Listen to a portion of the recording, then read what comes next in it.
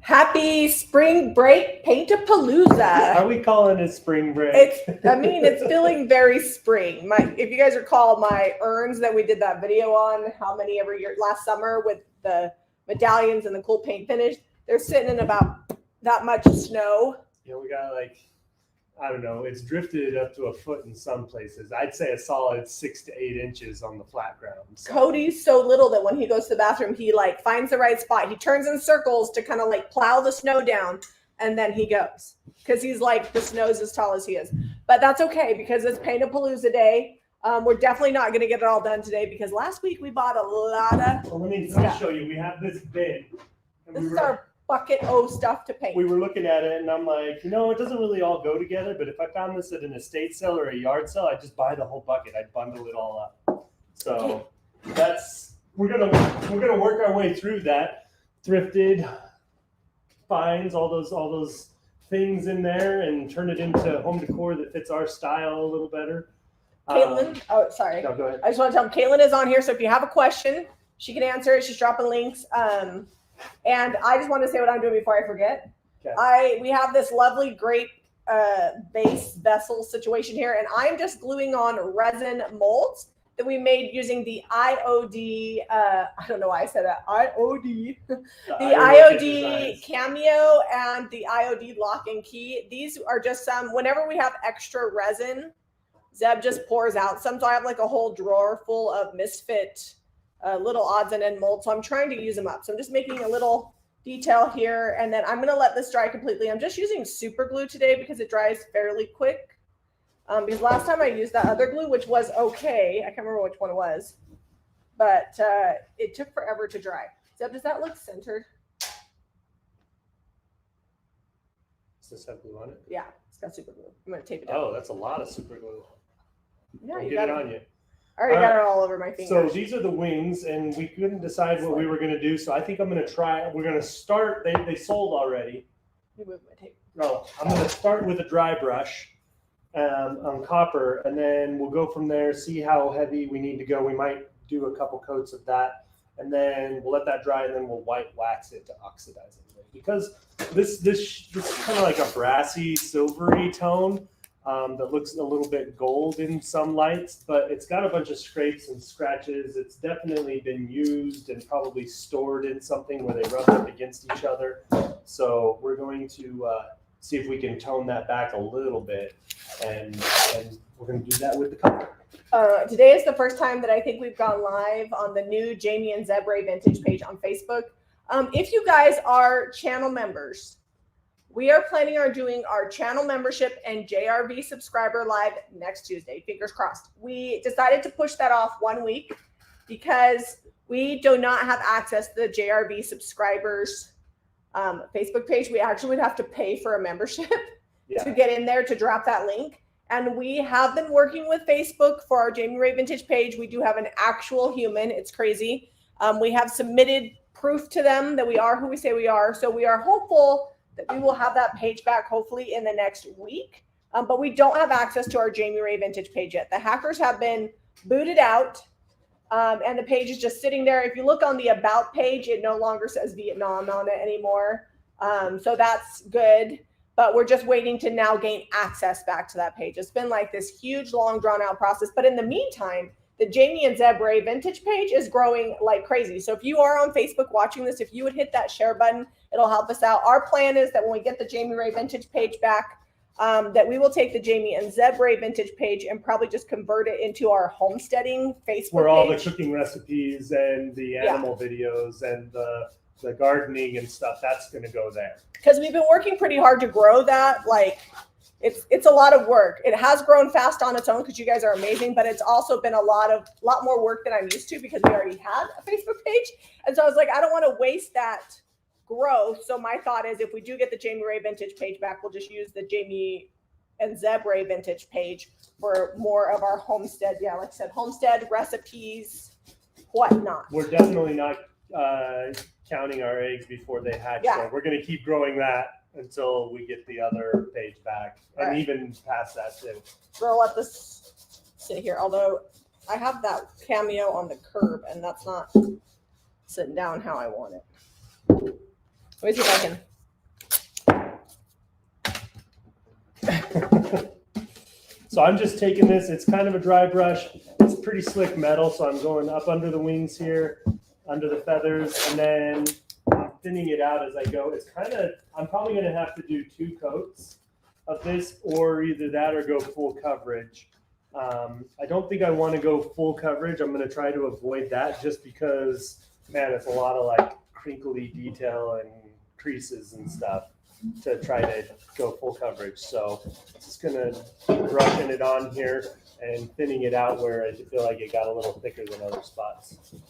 Oh, and Caitlin wants everybody to know nothing else has been hacked. So people are like, oh, I'm waiting to shop until you're secure. Our Shopify page is like Fort Knox. Yeah. So knock on wood, but like Shopify, the only reason it's been so difficult with Facebook is because they don't like to give you humans to talk to. And none of our followers were like. Yeah, no one else is.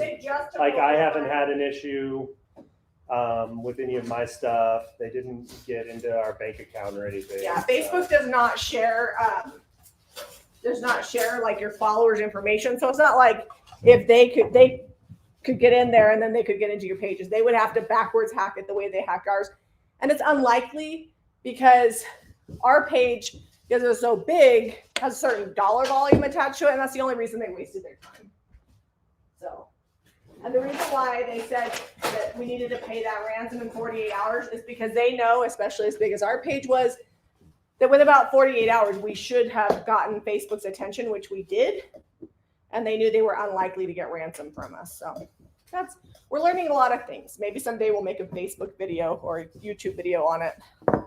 Okay, so I am pouring weathered wood into my little cup here. I'm going to be doing some paste on here. Is that what you want to do with this one, like you did last time? Yeah, the thick, kind of make it look old world, plastery. Okay, weathered wood and salt wash. We're going to make a thick mix.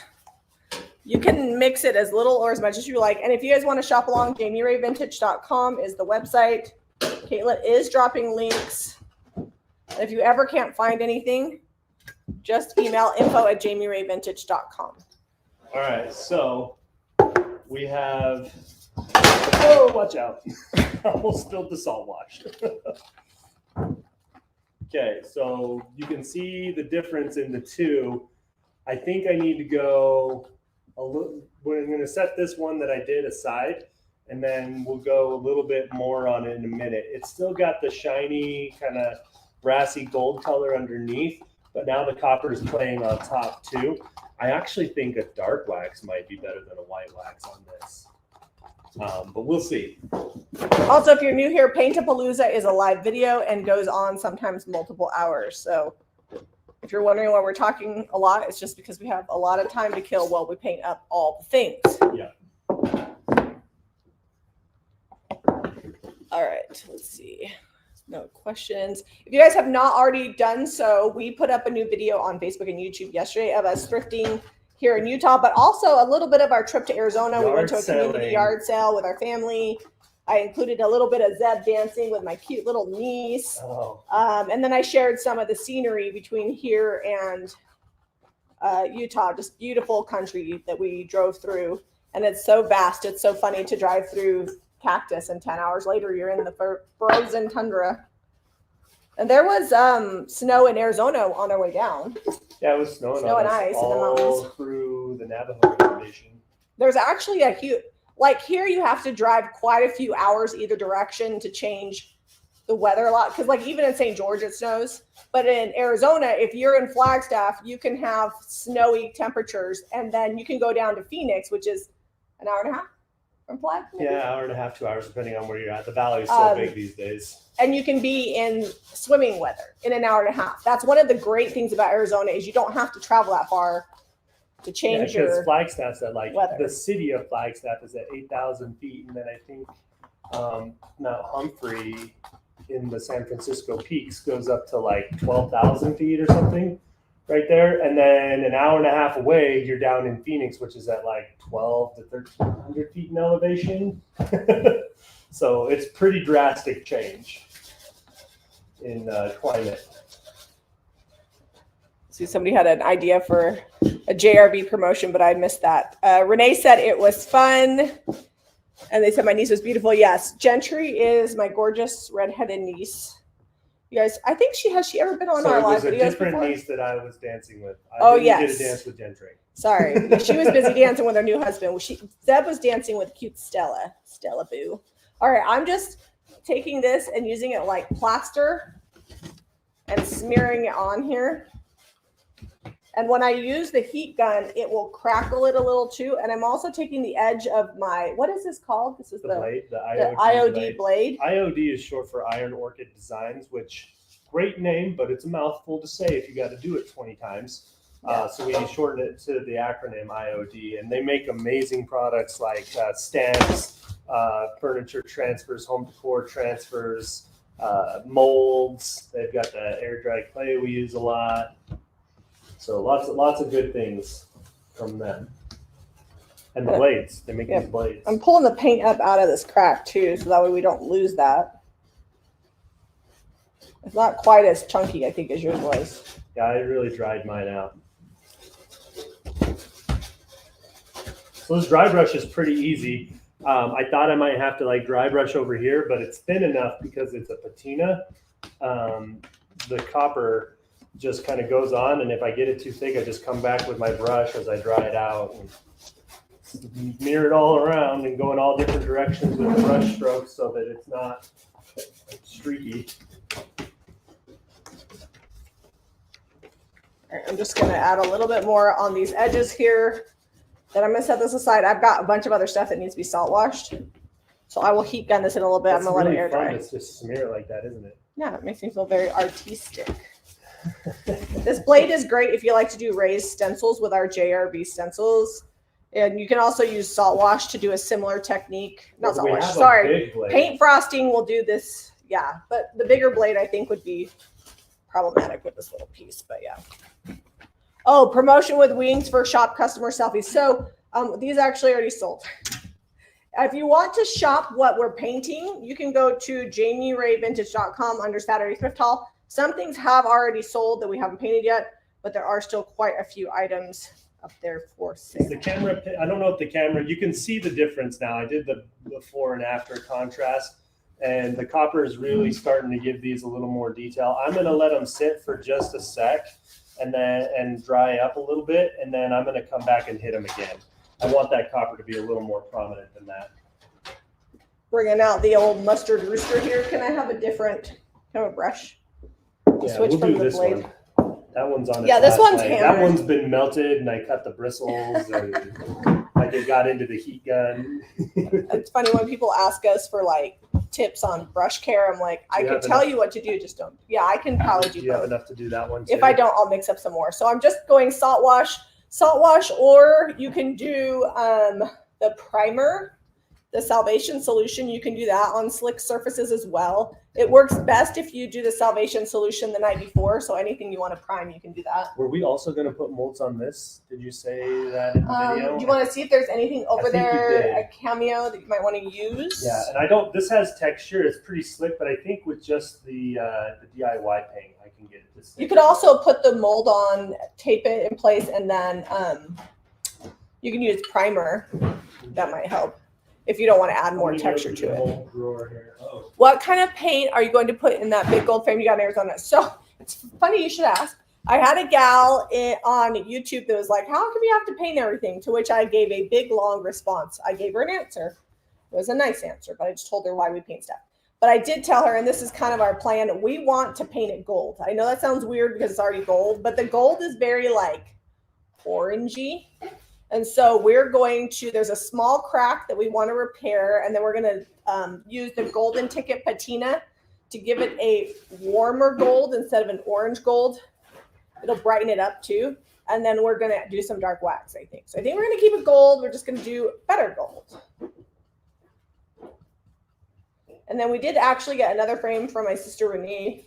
So we'll probably do a fun paint finish on that. It's pretty plain, but it's nice and big, and we actually, and don't worry, we got frames for days. Like we found our little frame stash in the barn. So it's like, I didn't know these were here. I'm like, I told you. Well, I put them there at one point. Is this too small? Oh, it's already hard, I think. Maybe I'll just make a clay one. Do we have paper clay that's I'll make actually my clay one malleable? real quick. Because our paper clay was pretty dried out. Yeah. Head Debbie's design diary. Debbie is Clara back from Mexico. A lot of people have been asking us about the new cottage colors. We are waiting on the manufacturer. We submitted it, and some spring break's been happening. So we're in the holding pattern. But as soon as we get those colors in, we will start working on the new colors for the cottage color line. We'll let you guys know which ones were actually chosen. We had a bunch of shades we were picking from. Let's see if there's any questions. Angela says that's a cute hen. Thank you. I love these hens. I used to find them all the time, and lately I haven't found them as often, so I'm happy to pick them up. I'm just gonna bring this. Oh, it's Ellie. I had a feeling it was Ellie because Debbie doesn't typically use flame emojis. Hey, Ellie.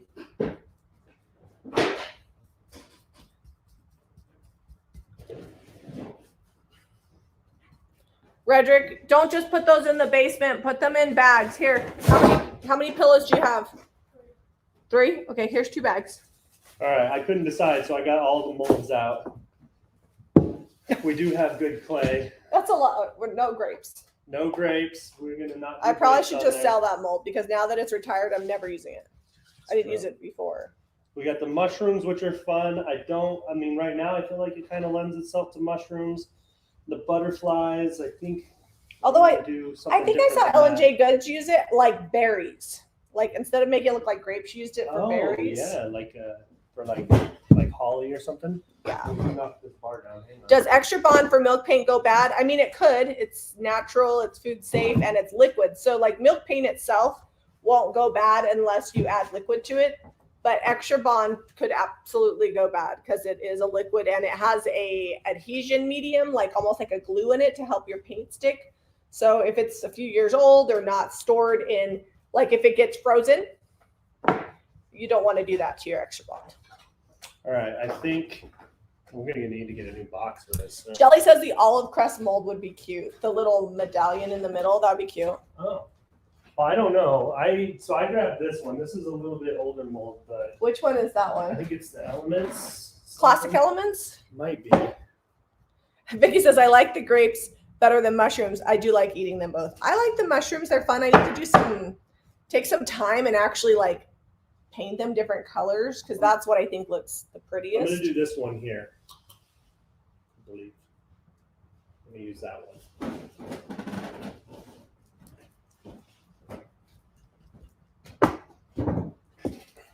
So I think what I'm going to do is once this dries, I'm going to just paint actual weathered wood over the salt wash just to make sure all that mustard is covered. Then I'll just dry brush it. So this is cornstarch in my mold to help it release easy.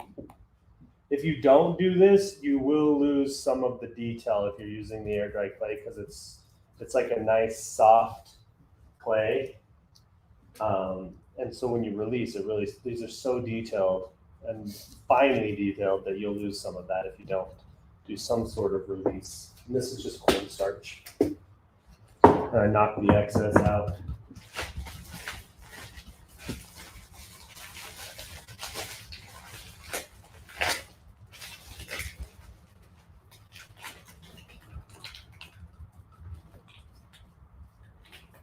I like this one. I like Classic We use it a lot. Elements for frames. Yeah, it is good. I was actually thinking about using it. We do have it in stock. I was thinking about using it on the frame that Renee gave me. Luckily we put a roof rack on the Land Rover before we went to Arizona because it got good use with all of our extra luggage and 2 giant frames. And it's nice because it has lots of crossbars. So like we could totally throw a dresser up there or whatever while we're traveling. So that's fun. Not that Zeb wants to, but I was going to say, will we do that? It just depends. You bought it because it looked tough. I bought it because I want to haul junk. It does look tough. And it was nice to like not have all the luggage in the car with us, just up on top there. What was a family trip became a work trip. So yay. I mean, can we ever not? No. We drove by a yard sale sign, and like first thing we did, we popped over. Well, it was the day before. We were driving on Friday, and it said community yard sale Saturday. I'm like, well, that's convenient because it was literally just down the road from where we were at, so it wasn't like even out of our way. And I didn't know if our kids would want to come, but they all wanted to come. So yeah, they're all thrifters. They all like a good deal. You never know what you're gonna Okay, find. so mold's in there and just roll it out. This is probably the 100th time this mold has been used, and it still works like it's new. Okay. Do you prefer clay over resin? For certain things. So I really love the resin because it's strong. That plastic dries hard. It holds all the detail really well. But if you've got a curved surface or you want to be able to mold it around things, the clay is the winner. Like it's super great to mold it around. Now, the air dried clay, depending on how fast it dries out, if you heat gun it, it's going to get some cracks. If you don't heat gun it, it's going to get some cracks, but maybe less. But look at all that detail that picked up. Try not to drop it. Now we're going to put it on there, and it's going to live on this little base. Crafting with Indy Annie Jones says, smart shoppers, those kids, and all said, and they even had free stuff. They did. Odelia got a pin, and I actually got some really cute measuring cups. I don't know if I'm going to sell them or not. Zeb didn't photograph them yesterday. I was editing the video yesterday, and Zeb was photographing the thrift haul for this Saturday, and I didn't pull it out of the car, so we'll see. I haven't decided. So I thinned this out. This is mostly just DIY paint. You can paint things like this with DIY paint without any salt wash at all because the clay-based paint makes it stick, but you have to remember that it has a long open time, and until it's sealed, it is water soluble. So if you do this and you don't put the salt wash in there and you're going for your second coat, make sure you're very soft on that second coat because it can pull up the first coat. And then be careful when you're sealing it because you're working on such a slick surface. It will work. You just have to be gentle and soft. But a little bit of salt wash in this is actually making it stick a lot. So you don't have to have a ton. It just bonds so well. The clay just mixes well and just does wonderful things. All right, so we used to use the construction adhesive. And we still do sometimes. We do have it still, but we've switched over to trying out this contact adhesive in the Clear Grip. This is Gorilla Glue contact adhesive. Bonds metal, glass, fabric, wood, ceramic, leather, paper, plastic, and more. 100% waterproof, permanent bond, holds in just seconds. That's the important part. This is what the package looks like, or the bottle, and you I feel can like get it a works ton good of on clay. Like on the resin, if it's going over a curved surface, it's hard to get it to hold down. The clay works good. You gotta tape it, but yeah. The clay, look at this, like it's already adhered. It's not coming off of there, and I just glued it on. So we're gonna let that dry up for just a minute or two. It's not looking like much here. I think I'm gonna do some sandy blonde over this and my dark wax that I've been loving the last few weeks. And then make it look more like earthen type where like the handle looks instead of this yellow textured glaze that's on here. It's super shiny. And I'm just doing like a textured finish. I'm not doing a stippled salt wash finish. All right. In Paintapalooza fashion, we go longer so that we can finish more products while we're live. A lot of times we'll get like 3/4 of the way done and you guys will have to watch for pictures. So I'm going to finish these now.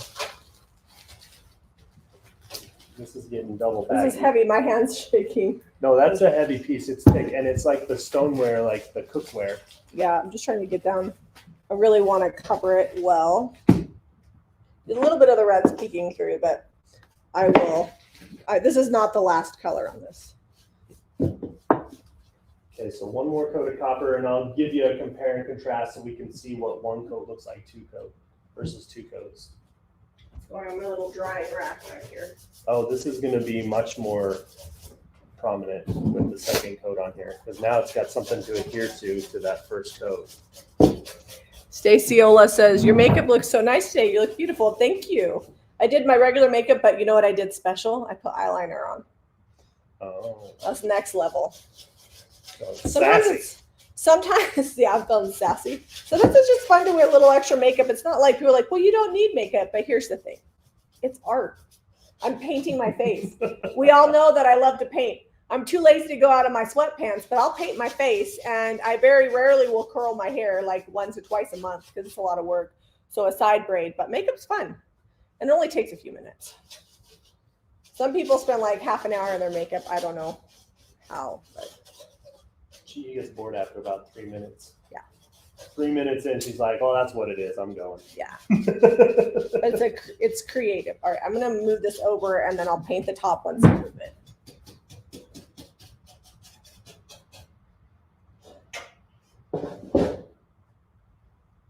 Oh, while you have the molds out, maybe you should do this one is getting molds. Which is this one? Oh, yeah. Down the side, do you need me to find that mold for you? Yes, please. Okay. Okie dokie. I think this is gonna get salt washed too. Yeah, there's quite a few It has that, things in like, there. Waxy situation happening. And remember we just figured out, oh, that was a candlestick. Okay. Yes. Where'd you put all the molds at? They're back here. Oh, There's like a huge stack of them. how could I miss that? We need to get another tub. Yeah, we need to get They're another from tub and Dollar Store. another craft. Really, we need to finish our craft room. Maybe since it's snowing and we can't start the garden and rototill that, and I was going to be putting an automated sprinkler system in over at the shop too. We can work on finishing that upstairs room since we're like on hold because of the weather. That's an inside. We're gonna project. have fine weather in a week. That's true. We got snow today.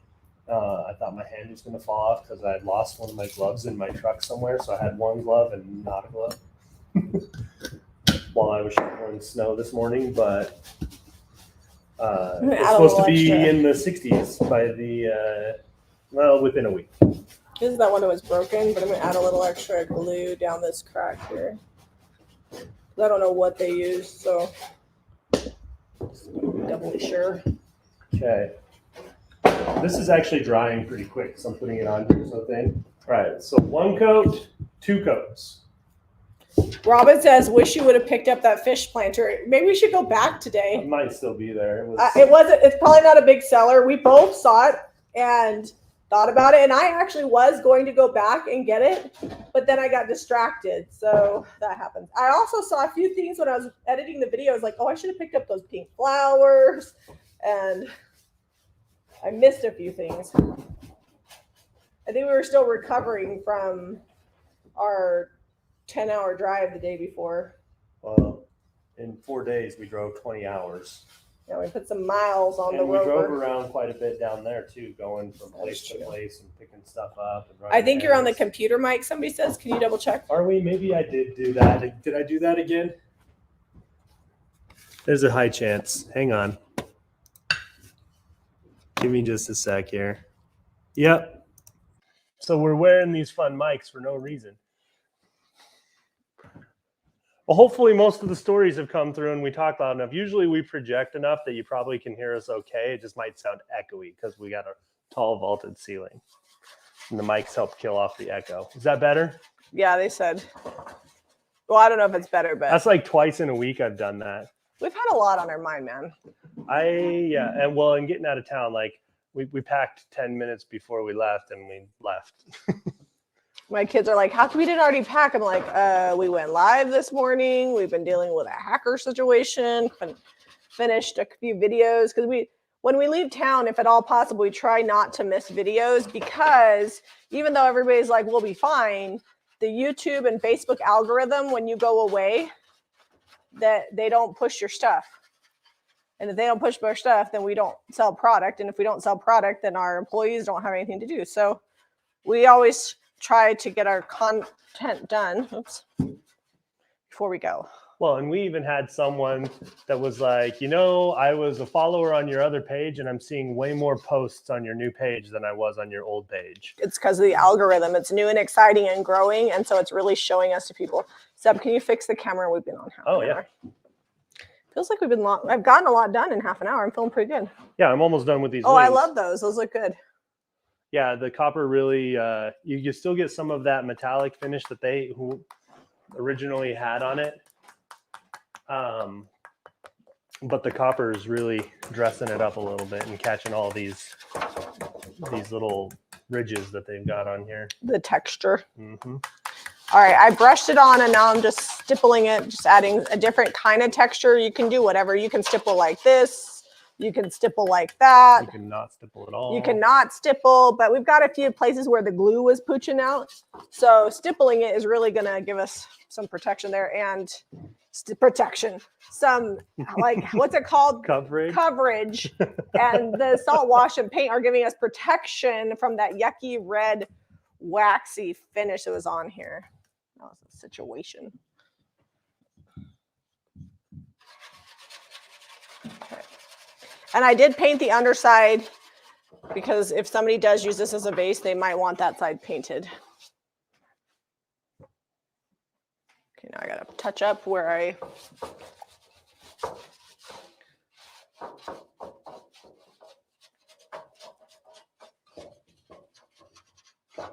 All right, so because this is a patina, it's already got a built-in sealer in this copper, but we'll probably wax over this. I haven't decided if I want to wax a light or a dark. I'm thinking we might lose some of that shininess if we do that. What? Which would be okay if we dull it down with a white wax or a dark. I'm thinking dark wax. I'm worried if we go white wax that it'll just make it look pink. So dark wax, wipe it off, then dry brush the copper over the top. Over the wax? Yeah, I know you're not supposed to, but I do it all the time. This is breaking all the rules. When have I ever not broken rules? That's how you got to break stuff to make stuff.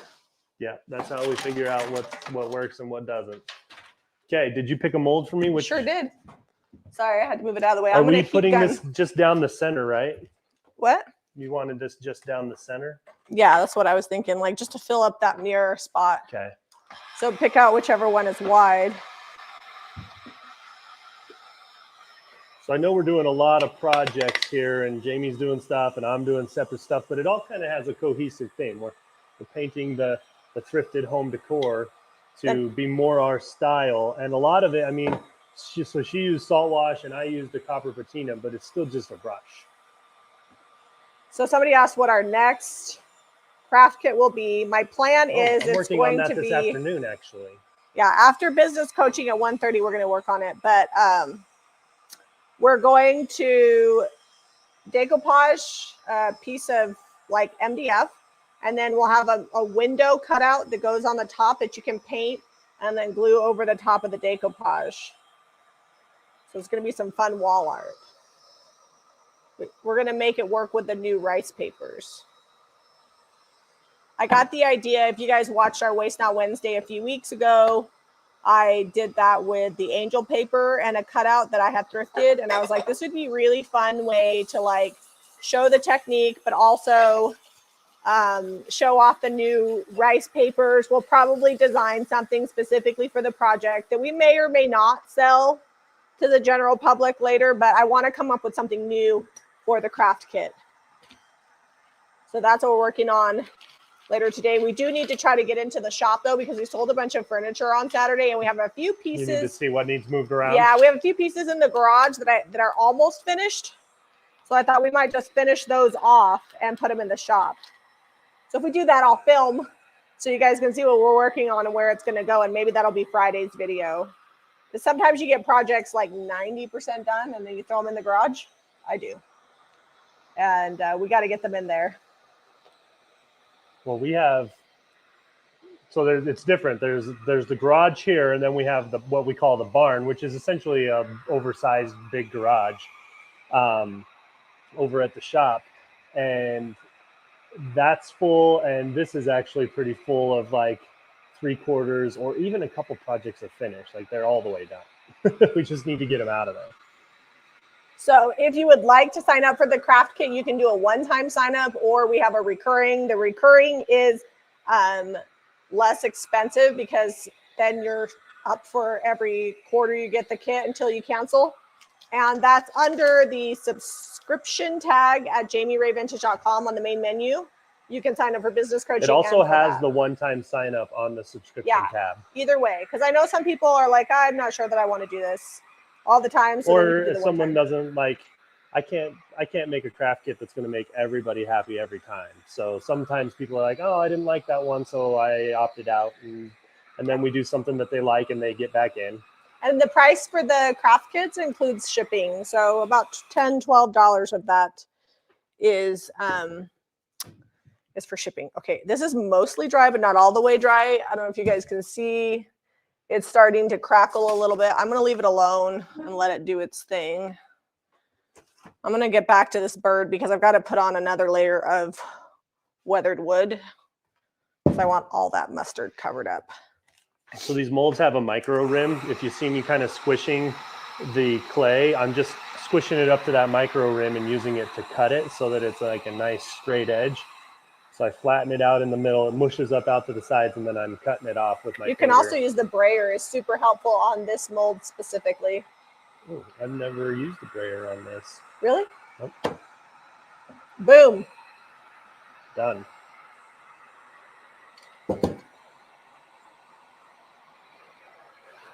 We can't go too long because we have business coaching, but also we didn't eat breakfast. I mean, we can go a while. I mean, I have reserves. I'm not wasting away over here, but I start to get hangry. Dawn says, love the wings. What day of the week do you do the subscription craft? So that just depends on when we get it done. We usually will do a live video. I'm going to be working on the prototype today because we have the concept, but in true fashion, we don't have it made. We leave it open until the 15th, sometimes the 20th. So you have until then to sign up. So if you're waiting to see what it looks like, we'll have that out hopefully this afternoon or tomorrow. Yeah, we actually already have all the paint ordered. And I think after this week, once we get all the way caught up with shipping, my girls are working over spring break. Then we'll start working. I'm going to have my girls start working on portioning out all the paint for the kits. Is it weather safe to ship in Utah? It depends on what you're ordering. Amy, email info@jamierayvintage.com with your order. And if it's something that we're concerned about freezing, we can put a heat pack in there. Or honestly, if we ship the end of this week when it's warmer, it'll be fine. But email info@jamierayvintage.com with your order number, and we'll make sure that it gets to you correctly. So if you're ever anywhere where you're worried about freezing, let us know ahead of time. And if it's something that can't freeze, we can always put a heat pack. And then you'll want to watch your tracking because you'll get an email with tracking. Because as soon as it gets to you, you want to bring it inside. Those heat packs only stay warm for a few days. And if you leave your package in your mailbox for a week, we can't be responsible for that. Or even overnight. Like you got to order it when you're going to be able to get it off your porch the same day. And Caitlin just dropped that email address in there. But yeah, we do keep heat packs handy for that specific purpose. Mostly just the top coats, cottage colors, extra bond, things like that. You don't want it to get frozen. The DIY paint can freeze. I mean, not for we don't like to let it freeze, but it can. It'll reconstitute and be fine. It's literally clay. Did you say what the craft kit was? I missed it. Yes, Lori. It's going to be decoupage on a piece of MDF with a cutout window, so to speak, that you glue over the top and finish. It'll be fun wall decor. I did that a few weeks ago, and it was one of my favorite projects. It hasn't sold yet, but I think it's because the decoupage is kind of a unique pattern. I think I kind of want to make it look like you're looking outside into a pasture. So something like pastoral. Yeah, like a pastoral print. I have a bunch of those ready to go. We've got the one cows that's been probably between it and maybe our original hand-painted floral that we have been the most popular rice paper. The cows one has been really popular. Of course, it's the one that takes the most ink too. It's fine. It's good. It all levels out. It averages. Okay, I'm going to put another coat on here. Mostly this coat is going to be paint because there wasn't much salt wash in here and I added more paint. But I got to make sure it's all the way covered. I don't So if you're newer and you haven't seen the, or you just missed the video, that happens too, because Facebook does and YouTube don't show everything to everybody. The rice paper we're talking about came out with about a week and a half ago. 2 weeks. 2 weeks now. It's a really great decoupage paper, but we also made it so that if you don't want a decoupage, you can just, it fits like perfectly in an 8x10 frame. And you can just use it as art was the idea behind that. The air dried clay looks awesome, they said. Yeah, it's way better than that mirror. I don't know why you'd need a little strip of mirror on your candlestick. Like it's just kind of weird. Yeah, it's good. I'll put that so you guys can see. So if you noticed, I had that little strip about 2.5 inches. I just put it back in the mold, mushed it down. Now I'm going to do another one, and then I'll use that extra one on the next mold. And then the last one, I'll probably try to stop it about 2 inches down. I'm just trying to get really good coverage because I'm just going to do a white dry brush. So I want to cover up as much of that mustard as possible. If a little bit is peeking through, it's not the end of the world.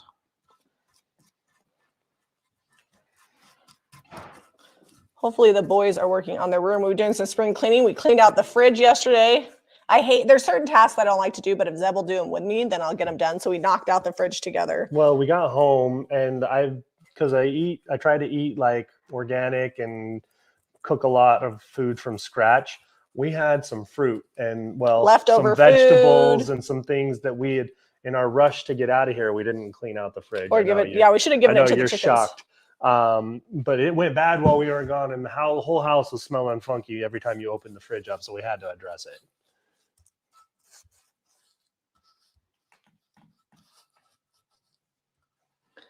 Flip this upside down. There's always angles that you miss.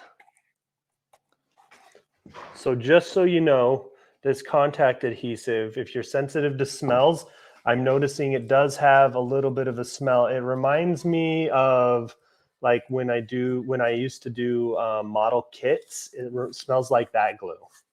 You can also use Eileen's tacky glue. It doesn't really smell much. It takes forever to dry, but Debbie is a big fan of the tacky glue. Always calling Debbie out on her Eileen's tacky glue. Hey, she calls me out on painting cherubs. So I'm like, listen, the peeps like the cherubs, okay? People are all talking about the weather. It was windy, I understand, yesterday in Arizona like crazy. My sister Deborah does pickup with, she's a librarian, so she helps with kid pickup at the school. And she said she almost blew away. It was so windy. My kids wanted to stay an extra day. And then my cousin Stephanie was sharing a video. She lives down in Phoenix. So she's sharing a video of the wind. I'm like, well, I'm glad we left when we did because that wouldn't have been very fun to be out of. My mom has COPD and she's at my sister Karen's and she's just staying inside the house. She stayed there because of the warm weather, but then now she's not actually leaving because it's too windy and she can't be breathing in all that dust. Lots of dust in Arizona. Okay. Oh, that is too close to my face. Do my parents still live with us? So my dad actually passed away September 8th of last year, and my mom does live with us. She's down visiting my sister Karen, and she was at my sister Renee's for a few weeks. She likes to go visit all her daughters, but this is kind of home base for her. This is where all of her stuff is and where her doctors are. She lives most of the year. They've been living with us for a few years. She's been living this for 3 years in July. Yeah. So yes. She sold her home down in Arizona. They sold that before Dad passed away. So Judy says, Jamie, can you tell me some good places in Normandy for thrifting? So you're going to France. So we actually use is it Broc-a-Brac? Broc B-R-O-C-A. It shows where all the little pop-up flea markets are and yard sales, I guess. How it sounds. Grenier, I don't know. Yeah, and it'll tell you where to go on the weekends.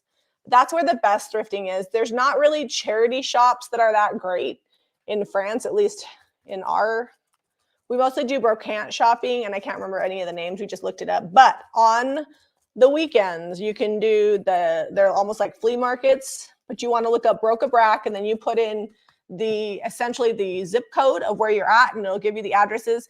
If you don't understand French addresses, or at least a little bit of French, it could be confusing, but if you have somebody with you that speaks French, that would be super helpful. But there aren't really thrift stores. The Google will still take you right there. there. Are charity shops, but the charity shops are actually better if you want to hop on the English channel and go over to like Kent. There's great charity shops over there. But in France, we mostly do like flea markets and brocante shopping. Some brocantes are way too expensive, but some of the antique stores aren't too bad. Just depends. You don't want to be in the big cities. We stayed in Gavarnie last time, and there were some shops in Gavarnie. I can't remember the names, but that we found that had some good stuff. Also, not sure if that's how you say that. Yeah, that's probably definitely not the way you say it. Oh, it's blurry. Oh, let me go. Judy says, I understand. Broke-a-brac. Yes, Judy, that's it. You speak French? Well, perfect. Then you'll be able to find your way around. We typically just spend the weekends in France, and then we go to England during the week because not as much shopping availability during the week.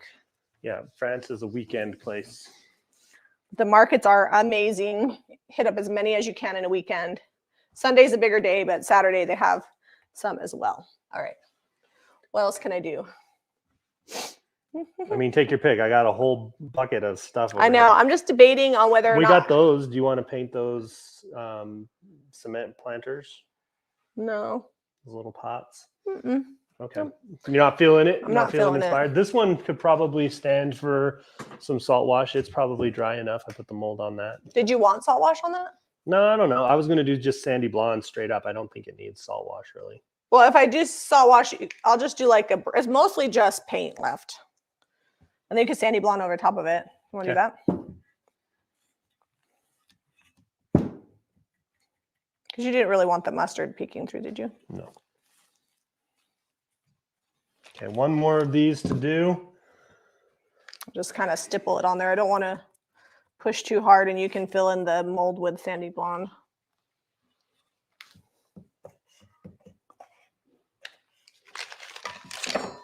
But have fun in Normandy. We're hoping to get back over to Europe sometime this fall. I really enjoyed Normandy. We went down to the beaches and did some sightseeing down there.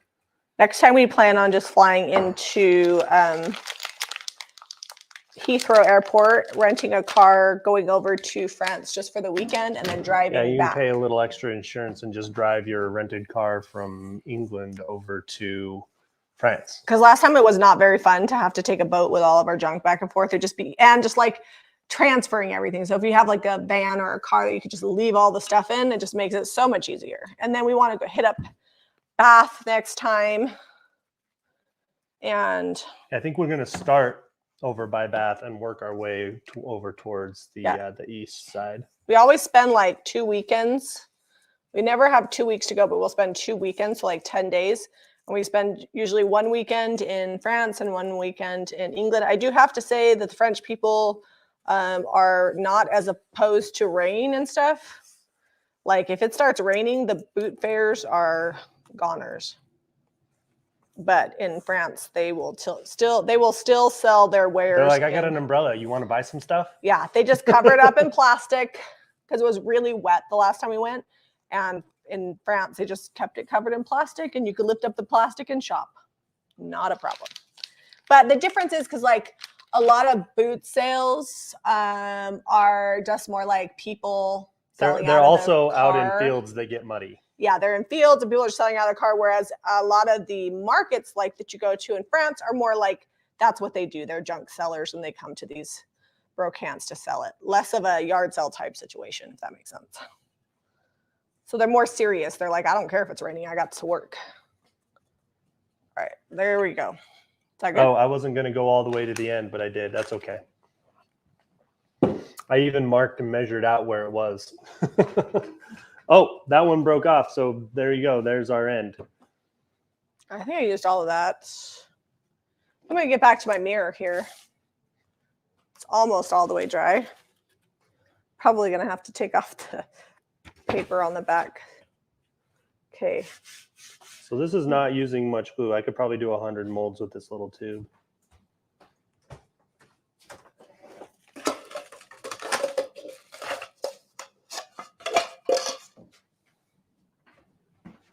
I'm going to mix up some milk paint here. Paint it over this salt wash. And I'm probably going to add a splash of Bond because there is some slick parts showing. So Bond helps it stick a little bit better. Kind of wish I had farmhouse finishes. Oh, you got some good crackle in that. Yeah. So this is Sweet Pickins milk paint in flour sack. All right, I'm gonna let this dry for just a few minutes. Then I think I'm just gonna sandy blonde over these. The cement is not bad on these, but I wanna give it some more texture and contrast on these little planters.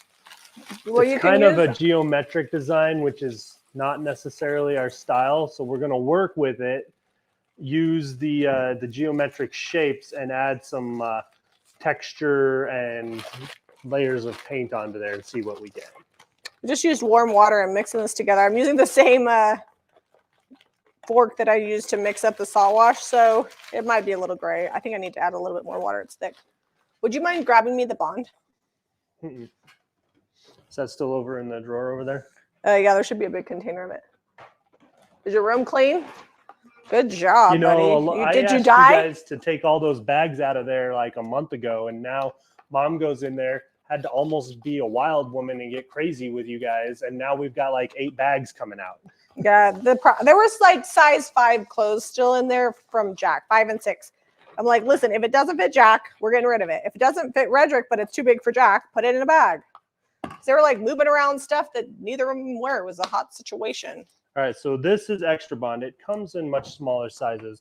The 100% mixture is, the way I do it is 1 part paint to 1 part water to 1 part bond. So you got 3 elements, and that'll get you your right consistency, your right thickness, and this will work properly. It's actually supposed to be 1 part paint mixed up to 1 part bond.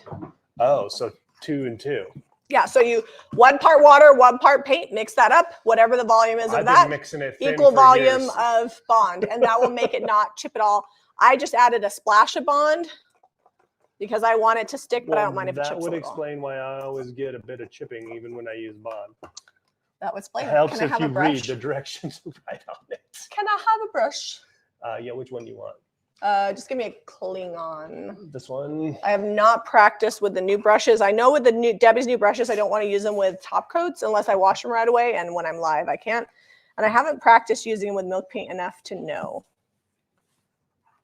So yeah, I'm not going to do that on live. The new DIY brushes are specifically designed for DIY paint. They work for all the other things. You just gotta. We're recommending if you use them with a product other than the DIY paint to wash them quickly, like sealers, paints with top coats, the patinas, things like that. You can use them, but wash them fast afterwards. Like don't wait. Don't let it dry or sit in water for a long period of time. I'm getting good responses though. The reason that they work so great with the DIY paint is because they're very, very soft. So for like blending and whatnot and not overworking your paint, they're amazing. I told Debbie, I'm like, we got to come out with some specific brushes for the top coat. So that's probably on the agenda for the next brush project. And you know, I feel like it's fine. You have, if you're an artist, for like a canvas artist, you probably have 20 different brushes that you use to do various looks and different techniques and things.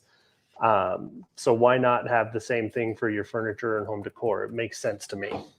Milk paint consistency should be like a melted milkshake. Mine is more like a malt right now. It's thicker because I wanted it to be. And that's a nice thing about milk paint is you can make it as thick or as thin as you want. And you really can control the DIY paint the same way. You can thin it out with water. You can thicken it by adding. We are having fun with the words today. I just always have fun with words. We woke up. I didn't eat breakfast. There was like. Hold on, let me finish my sentence. Okay, go. Adding paint frosting. Okay, go. I was just gonna say, we woke up. There's like 10 inches of snow in the backyard, 12 inches and where it's drifted and blown around. Cody couldn't even get out there, and it's super cold. And we both were like, no, I don't want to. We didn't want to deal with the day. So we'll have to use a like razor blade or just some Windex later and clean off the mirror. I can't take the mirror out because it's got paper on the back and it's like put in there really well, but I could have taped it off or used playing cards, but I don't have playing cards And the tape, I always seem to get a little bit of paint under the tape anyway, so this is just the way I do it. But I'm just giving you options, so that way if you're getting an eye twitch, you know that you don't have to get paint on your mirror.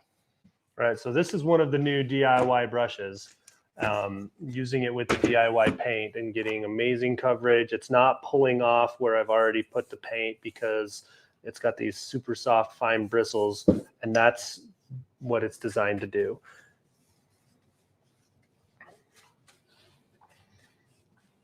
Yep, I'm using Flour Sack, and Caitlin just dropped the link. There's also, if you like more cream, the creamy color is really pretty as well. And you can get the milk paint in a gallon, so if you have a big project, that does come in handy. All right, I think I'm going to keep these pretty simple. They are simple by design. So sandy blonde on here, and then I'm going to dark wax them, and whatever happens and all that detail will happen, and we'll be fine. I'm just going to get down on all the cracks and whatnot here. The snow is good for the soil. The next thing that we have to worry about is flooding, because so Cooper went up to their cabin because he was going to go camping for spring break with his friends. And the snow it's 8 feet of snow. It's all the way up to the roof line. So there would be walk up onto no camping in that snow. They had shovels and were trying to dig out the door and gave up. Yeah. So that is a lot of snow, more snow than we've had possibly ever, because the way it's wet snow. So Brighton Ski Resort, where it's situated in the mountains and in proximity to the Salt Lake, pretty much gets the most snow in Utah, which is why they put the ski resort there. Like, it just works out that the wind swirls around there and they get most of the storms. And they, year to date this morning when I checked, they had 836 inches annually. And that's at like 10,000 feet in the mountains. They're probably going to get more snow, which will break records. Like, we haven't had this much snow in a winter ever. So when the snow melts off the mountains, our ground is already very wet and saturated. And so that's when the flooding happens. We have a lot of rivers and streams. So there's a creek actually there's water that flows just across the street from our house. But that's just an old irrigation control ditch. It flows when there's a lot of they might rain. Control some water and open it up. But there's also down by the school, there's also the creek. Is it Dry Creek? Dry Creek, yeah. But it's not going to be dry this spring. I call it Dry Gulch Creek because there's a dry gulch down in Arizona that I always drove over.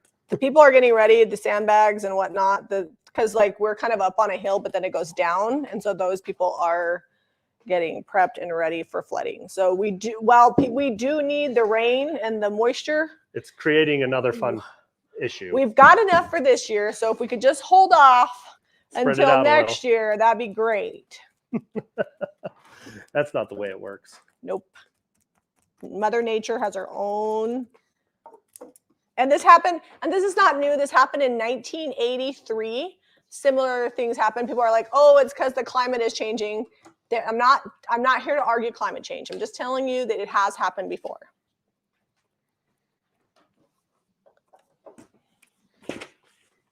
It's on rotation. We had a lot of snow when we moved here 15 years ago, and we've never had snow like that since. And this year we have even more than that. We have even more than that. Although that year the snow took till March to melt out of our backyard, so it's actually been warmer this year than it was that year. That year was insane. Like, the snow started to melt, and 3 months later we found out that the people that had lived in our house before us left a Christmas tree in the backyard. Yeah, it was like buried back there. We didn't even know.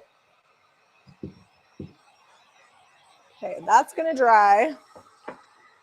Deb, did you put salt wash in the sandy blonde? No salt wash in the sandy blonde. This is just straight up DIY paint.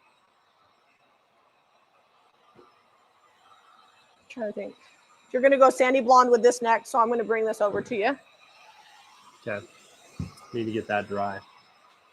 I think I will do milk paint on this. The bird's gonna get cottage color because I'm dry brushing it, so I have some milk paint left over. They're going to outlaw snowboarding at our ski resorts. I doubt it. I never heard that. But also, I should disclaim that I try not to watch the news. Yeah. I mean, I'm not saying I don't know about current events, but it could have been. Like, I didn't even know that Gwyneth Paltrow was on trial until the trial was over. And apparently that was all over the news. because it was a trial here in Park City. We try to stay up on like important things, but like things that are not important. But my son has a snowboarding pass, so I feel like he would tell us. So maybe I'll ask him. Yeah. I think I just got milk paint in my hair. I watered this down quite a bit, so this is going to be running. I'm getting a lot of texture. We've been on here an hour. I'm getting a lot of texture from the air dry clay flakes. I'm having to peel them off. Do you do these mirrors? Do you ship them as well? Yes, we do ship mirrors. It is not without great expense, so we charge quite a bit for mirrors if they're going to be shipped.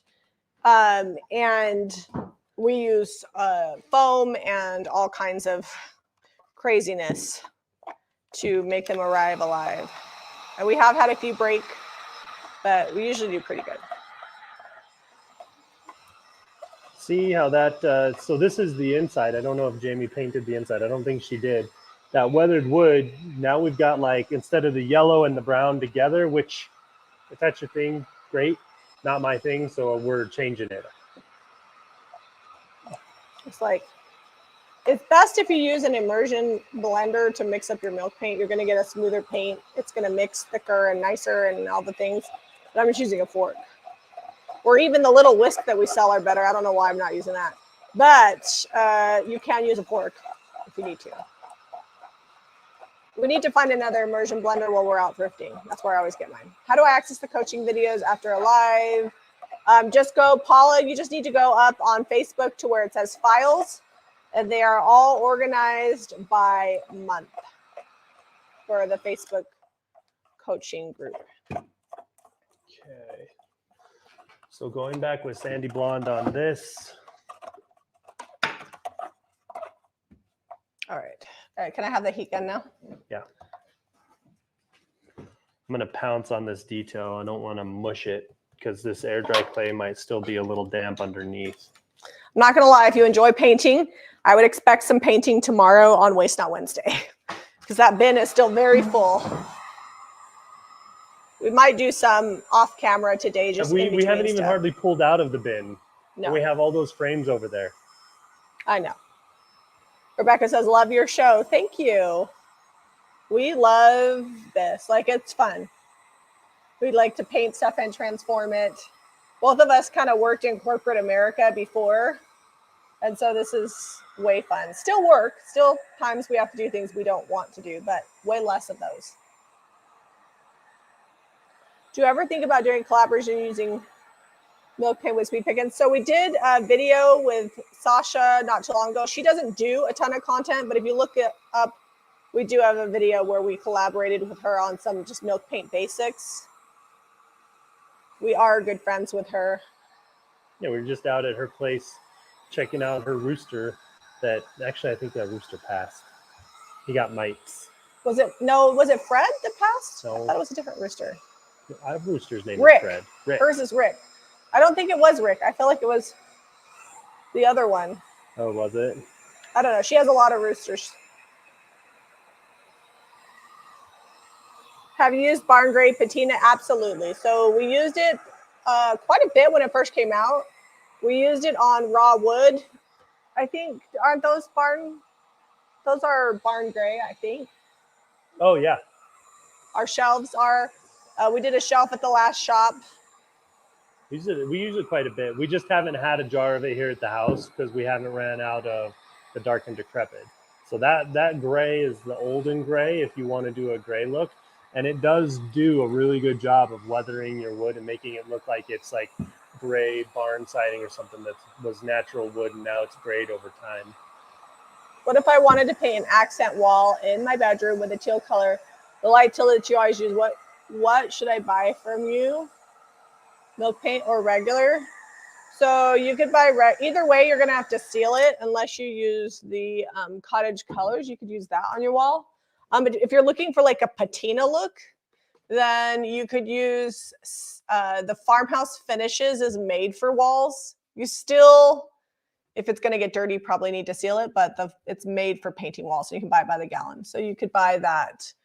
You'll have to mix your own colors. I'm trying to think what would be a good one that Farmhouse Finishes carries, because Sweetie Jane and Pantry Door don't come in Farmhouse Finishes. But Birdie It's pretty good. So you could buy Birdie and Farmhouse Finishes. Just depends on the look you're going for. And you could absolutely paint Apothecary on your wall, like DIY paint. I have used DIY paint on walls. I just sealed it afterwards. If it's a big wall, that would just be a lot to seal. But you can do it. Or you can leave it unsealed and just know that you don't want to get it wet. So what do you think? Think I should do some dark wax on these wings? Jamie? She's reading. Let's see. What? I'll ask you in a minute. Corrine, they used to sell Sweet Pickens. We still sell Sweet Pickens. You can pick up Sweet Pickens milk paint at jamierayvintage.com and Farmhouse Finishes. What were you asking me? If I should dark wax those or leave them. I feel like they need you either need to else. dark or white wax them. Not going white, that's going to make the copper look pink. Okay, so use dark wax. Yeah. Go with your gut. What does your gut tell you? Dark. And if it gets too dark, then we'll just dry brush some copper over it.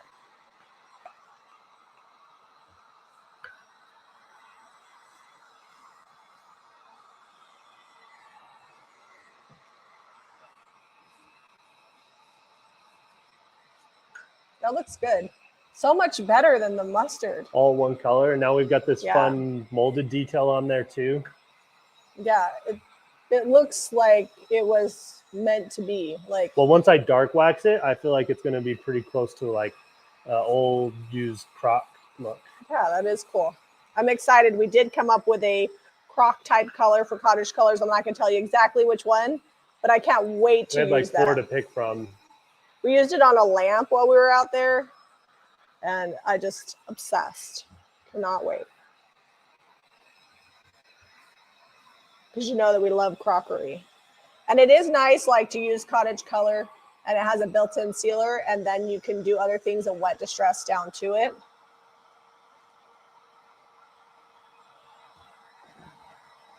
Do we have gray skies? I'm sure we have some over there. So I can use some cottage color. I like to use all the different things to show you how to use them. Maybe I'll do gray skies on your I'm about to go get a bunch of dark wax out. About to dark wax that situation. Okay. Did I miss any spots? Oh, yeah. All right, I'll have to touch this up after I move it. Oh, I forgot. Well, I'm going to have to do that later. That's still wet inside there. Remind me, I got to paint the inside of that once this top part dries. All right, don't forget to paint the inside of that once the top part dries. Hey, thanks. You can't be responsible for remembering things past 5 minutes. Good morning, Deborah. Deborah Watson is joining us on Facebook. All right, I'm just going to come. Oh, this needs some heat gun.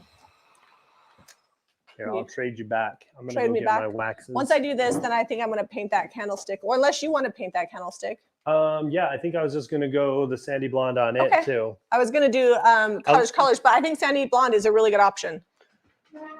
I want to let this is the candlestick if you're just joining us, because we've been on a while now, so people have been popping in and out. I cannot wait for warm weather. I'm literally just going to get a giant table, set it up, and use cottage color and spray a bunch of decor. That's going to be awesome because you can spray with the cottage color. It has a built-in sealer, so you like spray it, it dries real quick in the sun, and you're done. Distress it, whatever, good to go. Leah is doing the dishes while she's watching us, and then Yuri Design Sue says, "This is exciting to watch you live. I'm taking my lunch now."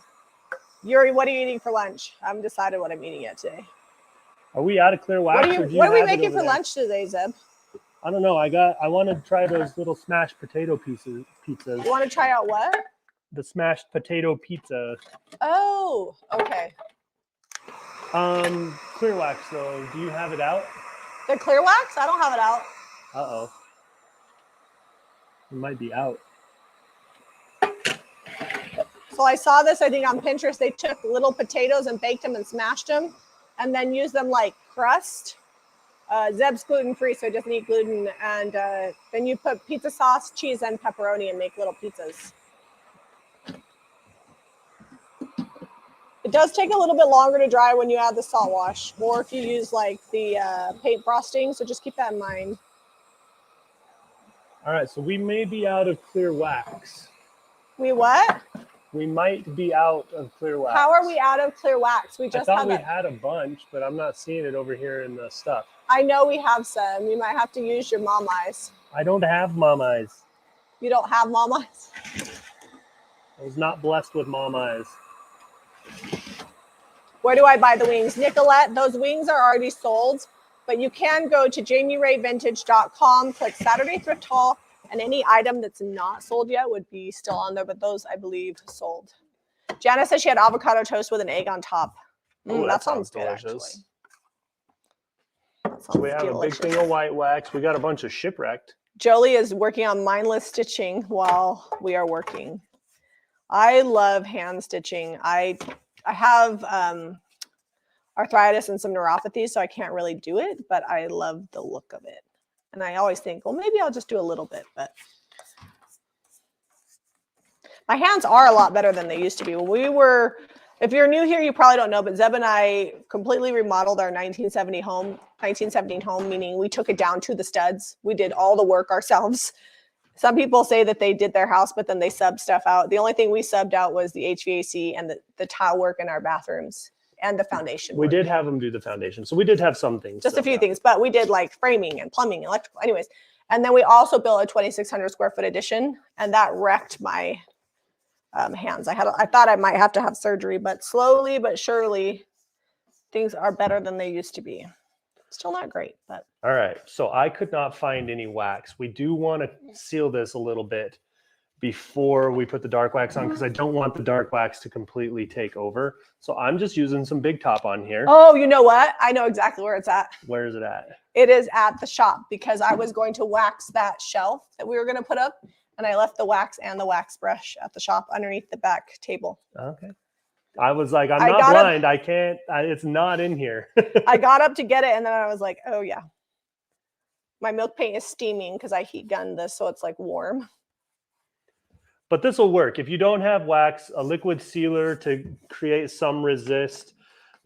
I want this to be nice and sealed up, because I don't want, the clay paint will literally absorb that dark wax so fast if you don't have a buffer between it. And if that's the look you're going for, that's great. But I don't want it to be quite that dark. It'll be nice when we have the cottage color in this color, because it has the built-in sealer, so you could just dark wax directly over the top of it. And it's a little different. I think it's a little darker than this. Yeah. So when if you guys do like dirty pinks or dark waxed whites or whatever, if you just use the cottage color, then you don't have to put down a sealer for the barrier. I don't recommend the patina, because sometimes it's a little bit hard, like the dark and decrepit, but dark wax over cottage color is a really good look. Okay, Nancy's diamond painting, Renee's working, and Jay Lee is painting her kitchen cabinets. Oh, fun. Kitchen cabinets is always a task, but once you're done, it's usually transforms your whole kitchen. Yep. I've thought about repainting our back cabinets with the cottage color. I think I'm going to wait, because we might be redoing the cabinets. Okay, I'm going to set this aside to dry. There's a couple peekaboos I found that I want to cover up. Just spots that I was a little light on and the yellow's coming through. Oh, okay. But I will paint those in a minute. I haven't painted the bottom yet, because it's hard to paint the bottom while you're painting the top. That is a struggle, because then you take off paint from one side when you're doing the other. I like the milk paint though, because it's kind of like it's not super thick, so it's almost like a wash.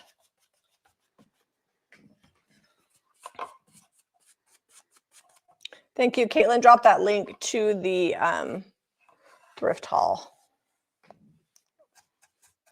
If you're just joining us and you're like, hey, I want some of those paint products, if you hop on over to jamierayvintage.com, all one word, all lowercase, you can find our website. And Jamie is Jami. That's like the most common. Although if you search Jamie Ray Vintage and you add an E, Google will recommend our website. We've been around long enough that it knows what you're looking for if it's in the search bar. All right, we're almost getting there. I had some other pieces like this in the shop, but somebody came this last weekend. Somebody came in on Saturday and spent $1,000. They bought all kinds of stuff, like paint. They bought furniture. They bought the last big pot that we did in similar colorations, and that big finial. It was pretty exciting, actually. That's why we have to go and put furniture in the shop, because there's some bald spots. So if you go today, we may not get anybody today. There's a lot of snow on the road. If you brave the snow and go today, don't judge us if there's holes, because we just haven't had time since that all sold to fill it in. Terry Lou is painting a small table. Terry Lou, I didn't know you had moved, Terry Lou, until you commented the other day that you had. We actually have friends of ours who moved to Tennessee, and they are going to be opening up some Quench It soda shops. So we might head out to Tennessee when they do that to go support them. Zeb's been friends with Tony since they were in high school. That was like 3 hours from my parents, so we'll probably make it a dual trip. Yes. It'll be just over a weekend, probably. That's how most of our stuff happens. Just be quick. All right, let that Maybe dry. your parents can meet us out in Tennessee. Maybe. We can go see it too. Depending on when they go, my sister Maddie also lives out there now, and she'll have a new baby here in May. That is true. All right. This rooster is still drying. I can't really dry brush with the milk paint because it's not. I mean, I might be able to. You can. You think I can? You just got to get it off good. Okay, let me see. Worst case scenario, I can dry brush weathered wood over the top. All right, this liquid patina is already sealed, so I'm just going to go with the dark wax. And I've been using this little brush of Debbie's with the dark wax and loving it. Got to break these up, though. I let it dry with wax on it. Okay, we're good. We're ready to go. Angela says, I just remembered to hit the bell on this page for notifications. Yes, so if you just signed up and you liked Jamie and Zebra Vintage on Facebook, make sure you hit following, and then you can click a down arrow and it will let you get all notifications. You can also get all notifications when we're live. If we get the other page back when that happens, we will go live on the other page, so you know that we actually have access to it. You'll be able to see us going live on the other page, and we'll be talking about it and telling you all the things. And we're working with Facebook and also some third-party apps to increase security, so that hopefully this doesn't ever happen again. And it's just the Facebook page, and again, they do not have access to it currently. Like, the hackers are no longer showing up there. We just have to regain access because they removed all of our permissions for the page when they hacked it, and so we've got to get that back. They're basically verifying that we are who we say we are, so anybody doesn't just go and grab the page and be like, oh, hey, we own this page. Oh, Terry moved about a year and a half ago. That's fun. The foothills of the Smoky Mountains. The Smoky Mountains are beautiful. Okay, so I'm going to try to dry brush with milk paint and get most of the paint off my brush. Let's see how this goes. This will be easier to do it because it has so much texture. Oh yeah, it's working okay. So the copper has a built-in sealer, so I didn't need to seal this. I'm just going right over it with the dark wax. And it's not using much. I'm like barely dipping my brush, and this is spreading on here pretty good.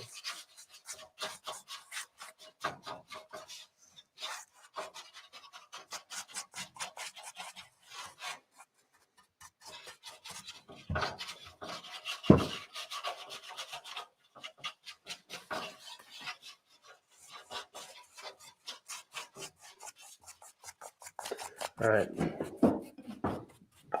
Now I'm going to wipe some of that off. I don't want it to be that dark because look. Let me give you the close-up. There you go. Now you can really see it. I'm going to blend that in a little bit.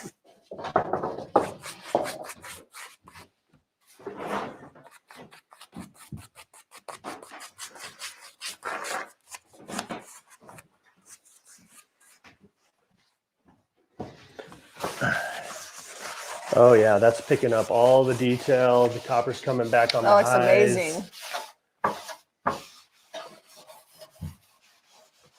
It's also looking less streaky now that I'm wiping it back. We did have some streaky happening. Is the Sweet Pickens galvanized very shiny silver? So no milk paint is shiny. It's all Like matte. Very matte, flat look. Just like the DIY paint. The only time you're going to get shine is from any of the liquid patinas. And with the cottage color, there's some sheen in that. The milk paint is all very matte. And galvanized is just a light gray color. Thank you. Carolyn says, my chicken is cute. So what I like to do once I get most of the paint off from dry brushing is now I'm going to come back and shade, but you have to have your brush like almost completely dry to shade. If you have a wet brush, it's just going to paint because I'm actually poking it down into the cracks and adding a little shading and detail. But you want very little paint on your brush because otherwise it'll just cover it up completely. And this is how you really kind of get that concrete stone look, is through the shading. Otherwise you just have a very dark contrast. This kind of blends between the dark and the light. And the texture does help. All right, so much better. I'm loving the way this turned out with the dark wax.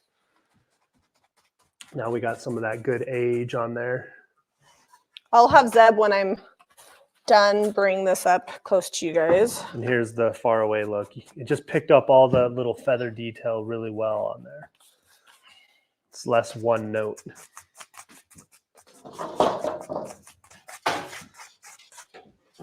Hope you're going to get white all over the bottom. Missed it.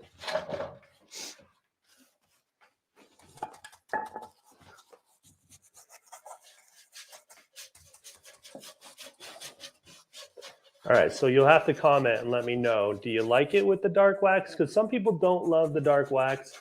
I feel like it just adds a ton of character to it. Or did you like it just copper better? Because you could keep going. You could really just, you don't even need to dry brush. The copper sticks really well, and you could just keep going with the copper, a couple coats on here. Because she's going to give you guys a kiss. She's looking like stone or cement. All she now. needs is to either be sealed with patina or clear wax. I'm probably just going to wait for clear wax. We'll leave her back here. Okay. 11:20. How long have we been live for? We started at 10, so okay, we can go till noon, and then I've got to eat. All right. We're broaching a situation here quickly. I'm going to paint this for you. Okay. I don't want to heat gun all the milk paint that I've done. I'm just going to let that air dry. So I don't know if we're going to get anywhere with the milk paint other than where we're at right now, because I want to let it air dry. Remy says, thanks for the sweet kiss. There's one of your hairs in here. Listen, I got a lot of hair. It's not mine. We know it's not mine. There you go. Sorry. Sorry about that. Well, you have arm hair. No, this was like 20 inches long.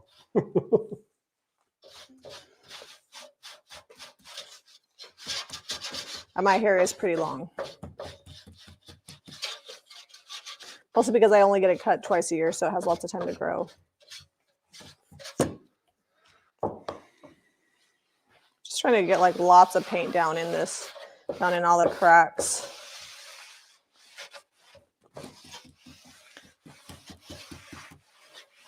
So the camera, I don't feel, is doing this justice. This looks, no, the camera shows it pretty good. This looks really good. This is a very French country trick, and it would look so good in a big kitchen. It's actually not such a big hen that you would need. I feel like it would look good in even a small. We've done some giant ones that definitely needed a big space, but that one's medium sized. But yeah, it would look good in a big kitchen, small kitchen.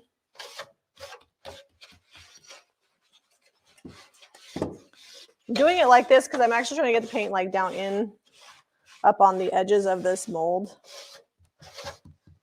All right, the wings are done. Your dad is trying to FaceTime or something? Okay. And it's trying to just close it. I don't know. Let me just text him. He's probably just trying to show me his chickens. He just hatched nine little chicks in his incubator. He's super excited about it. There we go.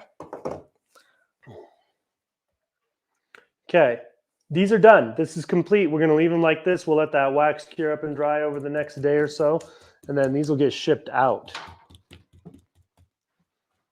I'm going to set them over here on the table for now. All right, I got so much paint on this. Oh, now you went a lot of paint on that.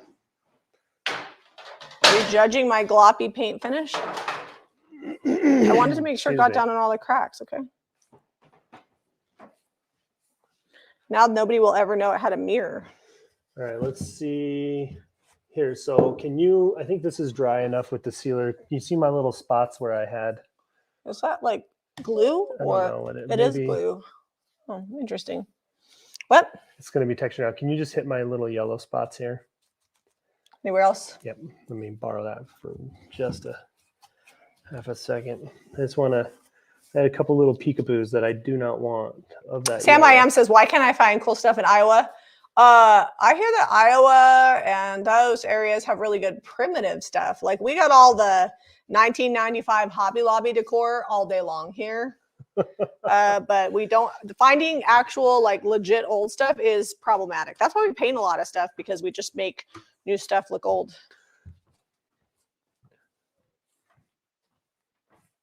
Or at least we try. So I challenge you to just go grab some stuff from the thrift store that, you know, maybe has good bones. Oh, can you hit right there too?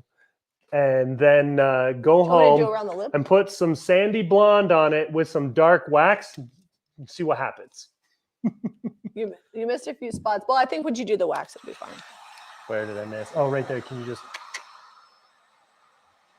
assist? We added a lot of detail to this. Yes, it is a lot better. I don't know that I charged accordingly, but that's all right. Trying to get all the extra paint I glopped on here off so it doesn't drip everywhere.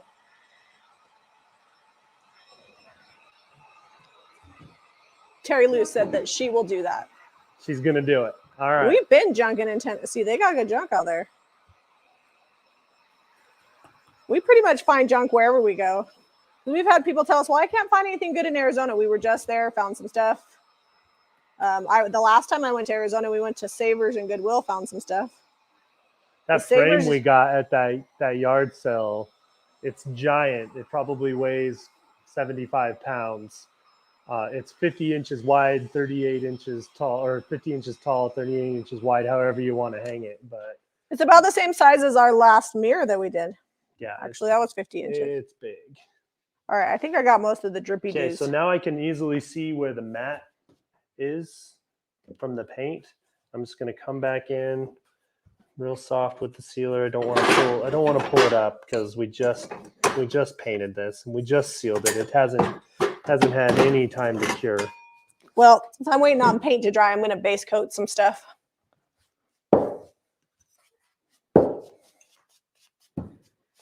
And then this is also going to get the dark wax in just a moment. I'm going to let that dry up, dark wax it. I'm going to start dark waxing these two down here. Let's see. Okay.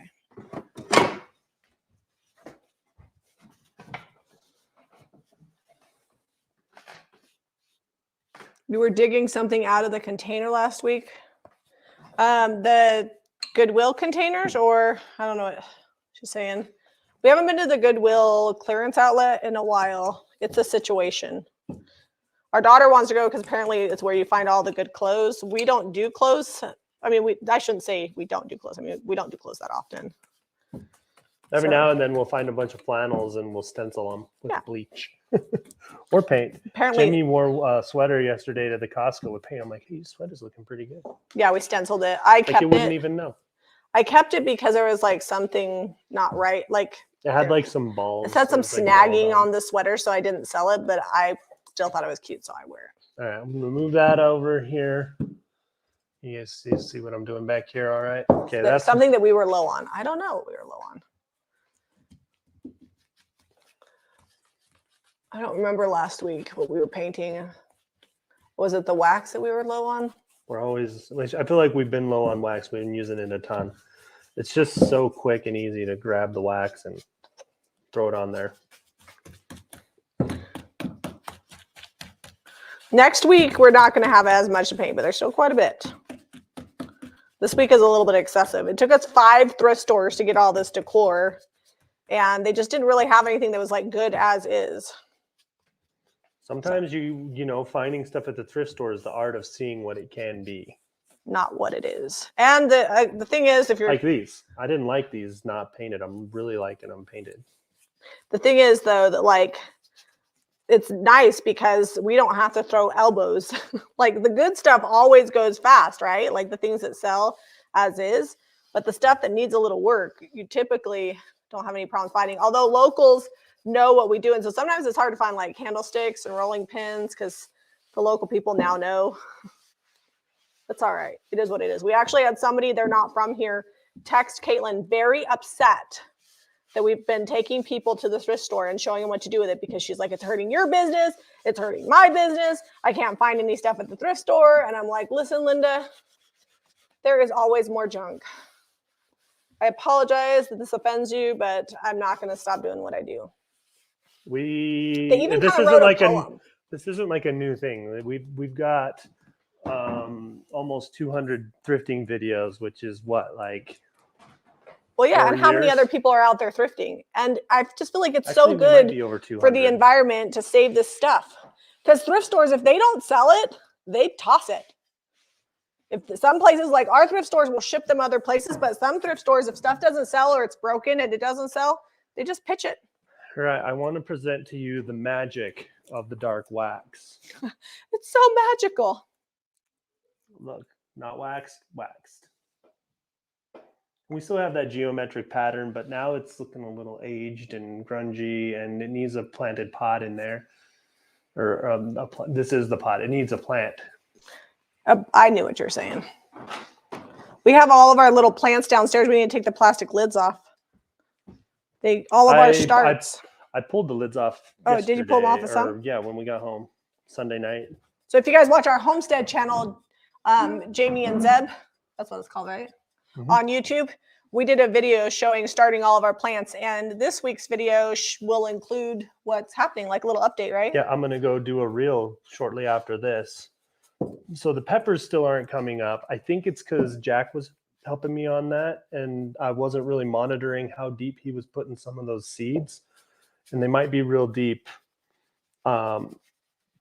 And they might just not come up. Some of them were what I thought were heirloom seeds, and they could have not been heirloom and got mixed in.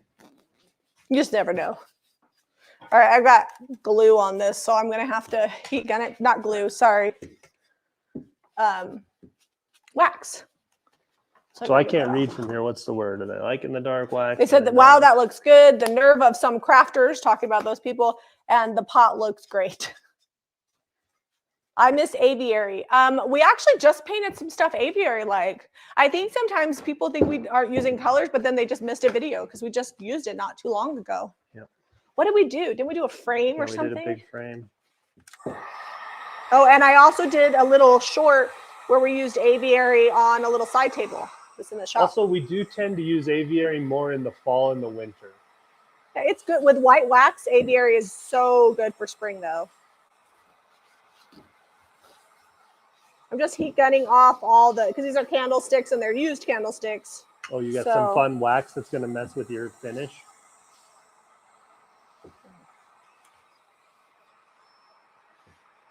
All right, no salt wash on these. They turned out really good. We do have salt wash underneath this one in the weathered wood, and then we also did just the sandy blonde without salt wash over this. And now I'm going to go on with the wax or the dark wax here. We sealed it with DIY's Big Top to kind of give it a resist so it doesn't. Hopefully we get this sitting down in some of the cracks and we'll wipe it off most of the top. Oh, something very serious happened? Yeah, one of our employees that absolutely did not get fired got unemployment. They quit.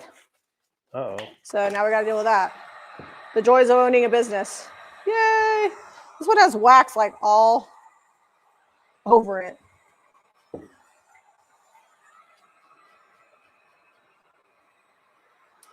Well, we'll have to call in. You were supposed to send that stuff in, but I don't know that you did. I did send that in. You know Okay. how they've been sending us duplicates of stuff because their system just sends things? Yeah. I bet they didn't. No, but they process emailed it. Yeah, maybe they didn't process it.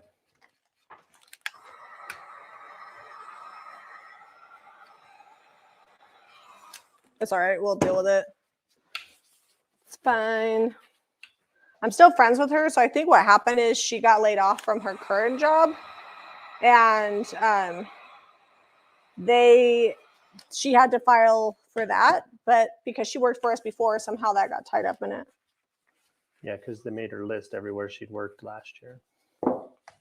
I talked to her about it. I think it'll be fine.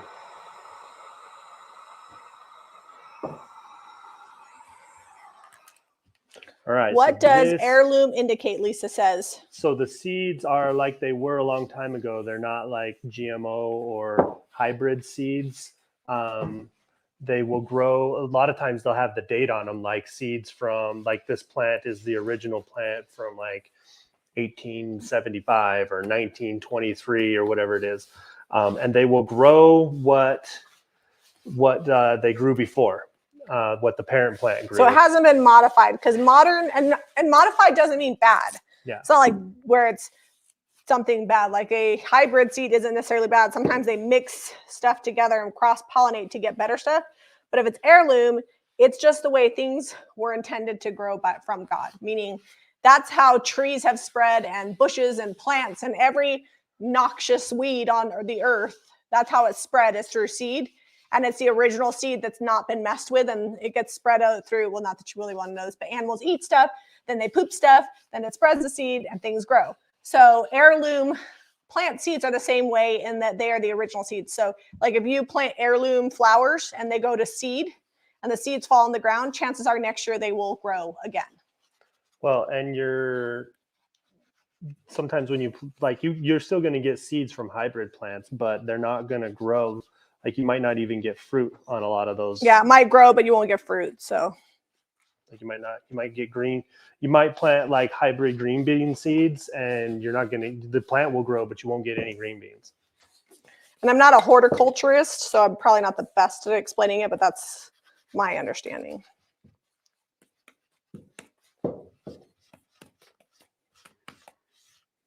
I don't know where I'm going with these candlesticks. I just decided to base coat them while I have. You guys ready for this? It's gonna blow your mind. I just blew my own mind. This is mind blown. So it went from that yellow and brown mix, a little bit of paint, and one mold, and now we have this. Oh, they were talking about. Sorry, Zeb. The last week I was using my finger to get the clear wax out of the can. I was doing that. And we did it, but we had more clear wax. I just left it at the shop. She took it. I took it because we grabbed some. I just had to finish that shelf that we had done for the mantle. That's what it was. Caitlin says beautiful. And D Barb says it looks way better. Yeah, it's definitely, and as it dries, it's going to look even better. It's going to be a little splotchy while it dries, but once the wax dries all the way, it'll be good.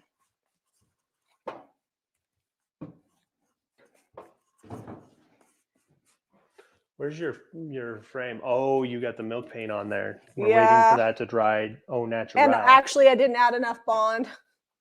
Well, it's going to chip still. No, it's chipping a lot. That's good. So we want that. I might leave it. It's like, sorry, see where it's peeling up? I should have added more bond to the paint. I'm going to let it do its own thing, and then I'll come back with cottage color. I'll distress and move on with my merry little life. So the mirror is not getting finished today. Sorry. I don't know if this is supposed to go. Oh, this is the top. Okay. I wasn't sure which direction. It's like a candlestick or a vase. I don't know.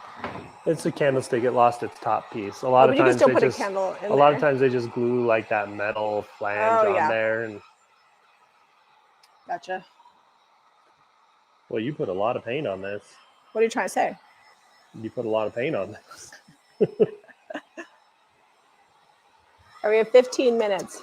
Shelly says you're knocking it out of the park today. I'm having paint chip off Zeb's You might as well knocking on just heat fire. gun that, see what happens. Maybe do like a dry brush of cottage color white over it, and then dark wax it.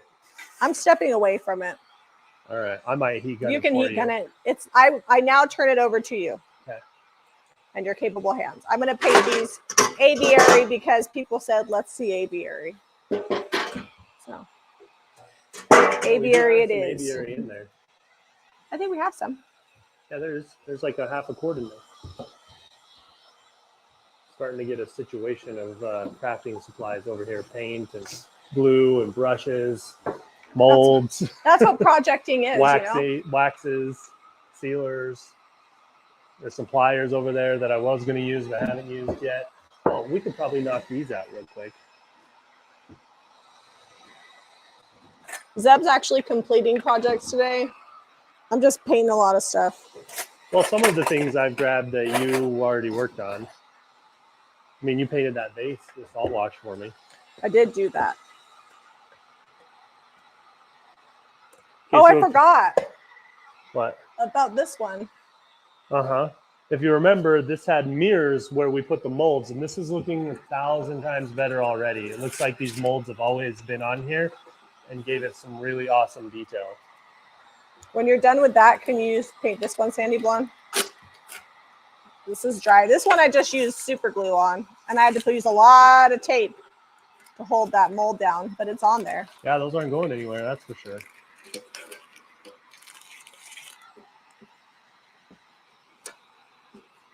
It's been like an hour and a half.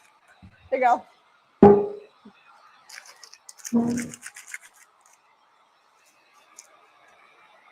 Okay, we're going in with aviary. These I'm going to do aviary and white wax. I probably won't get the white wax on there, but I'm going to go ahead and get the paint on there. I'll paint the front, and then when I'm not live and it's dry, later I'll paint the backs. Even though the backs go up against the wall, it just looks better.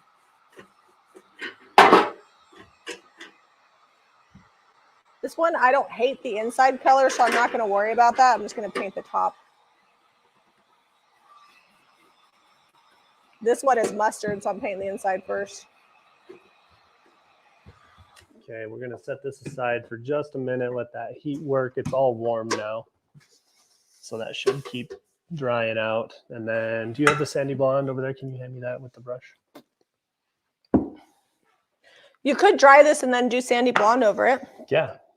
Sam I Am says today I'm doing some big tin can wall pockets. Wall pockets, especially this time of year. If you guys are resellers, people want them. Sorry if that was loud. Well, even if you don't resell, like they're just really cute to decorate with. These are ideas, like maybe not even like by the time you buy paint and things, it's about getting the custom look just exactly how you want it in your house. Well, and 1 quart of paint could you probably want to make a few, so it could do some different finishes, but you could make over a bunch of your existing decor. And decor's expensive. Like every time I go to the store, I'm like, whoa, I have been shopping thrift store way too long. Thrift store has been good to us. All right, the inside of that's painted. Thank you, Caitlin. She dropped the link to everything that's on sale at JamieRayVintage.com. If you're new here, you may not know we have a sale category. So anything that's permanently marked down goes in the sale category. We add new stuff every week because we use it to get rid of stuff. Sometimes I just buy stuff on mega clearance. Do we even have any aprons? The aprons aren't on the sale. I'm just thinking about them. Like those seem like they've been blowing out. We have a few. We have more. We got more of the tan, the taupe aprons with the ruffle that we sold out of. Those came right after our live last week. Oh, nice. So those came in. So if there's some left, then we'll show them on this week's live because they are popular. I need to order more of the dark ones though, because Maria said she wanted the dark gray one because she thought it would be good to hide dirt. She wants to wear it when she works. Oh. I'm using Aviary T. Tegan. Shelly says, when will you get more provincial stripe aprons? I will check them out today and see if Ivy can do some reordering. Ivy's my purchasing manager and shipping manager. I do a lot of the initial ordering, like the sourcing, but then reorders. She's really good about taking care of that for me. She monitors. And actually, Caitlin, if you're on here, would you ask Ivy if she can check our aprons and reorder what we need, since otherwise I might forget. It's a good chance. Okay, this is done. What else needs to go aviary? Well, I have it out. There's a bunch of stuff in there that you could go with that. I think I'm going to do some candlesticks Honestly, aviary. I think those just need like some dry brushing or Oh, something. I wanted to dark put a wax. mold on this though. We'll wait on that one. Yeah, we showed them a couple mold things. Okay, so this one also had the mold glued on. I'm going to set that there for just a sec. Let that get some air dry. We're running out of time, but we got a little bit of time that we can. Got a little bit of time. We might go over like a minute or two. Show them that one up close that used to have mirrors on it. That's crazy. Yeah. That candlestick was so stinking ugly. If you're just tuning in, go to JamieRayVintage.com. If it hasn't sold, it'll still be at the top of the thrift haul. And you can see what it looked like with the mirrors. Holy moly. So this had mirrors on it. We put molds over the mirror section. I feel like this is worthy of being put in YouTube history. All right, here it is.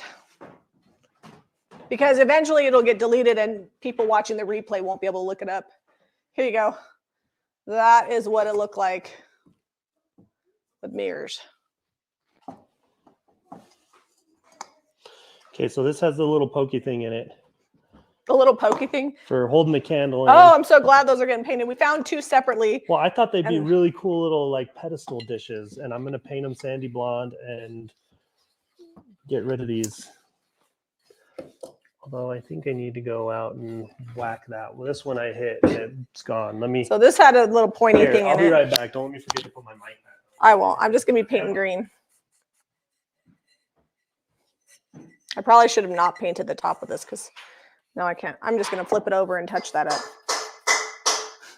You guys can probably still hear him banging on it in the mud room, but at least he's not mic'd up.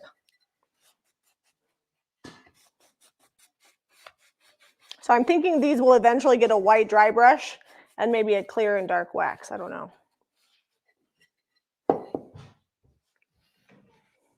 Hammer was on the mudroom bench. I didn't even have to go outside.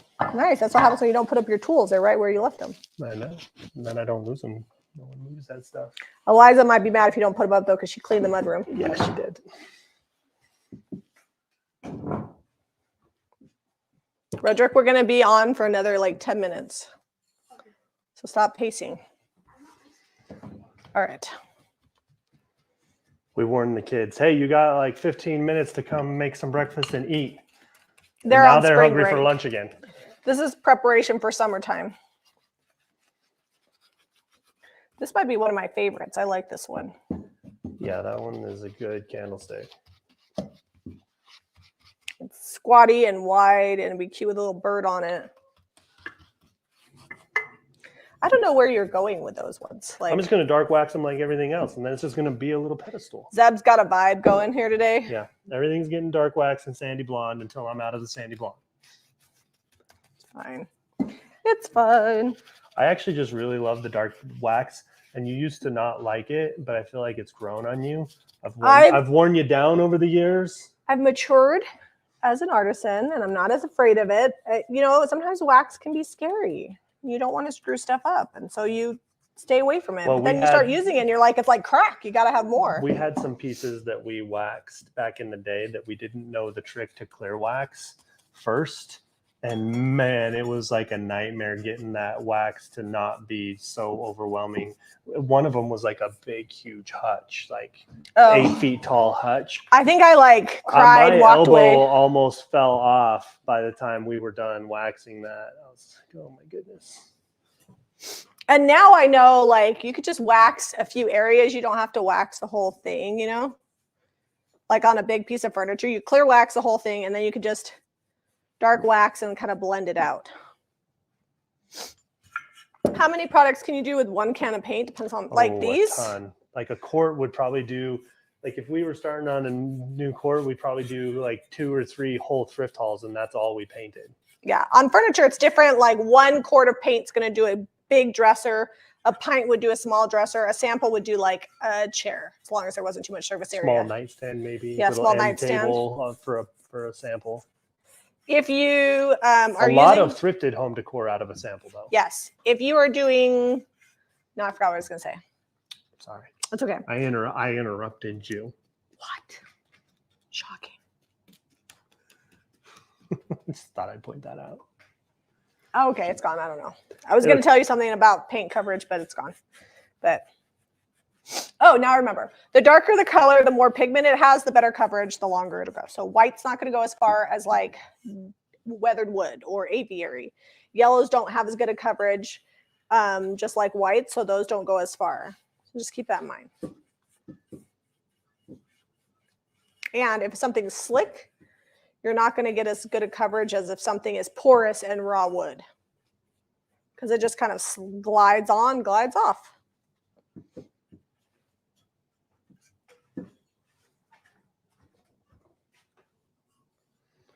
Okay. Set these aside for a second. Gonna heat gun this some more. Actually, I haven't heat gunned this yet. This is gonna need another coat of paint. What? I'm gonna need another coat on this.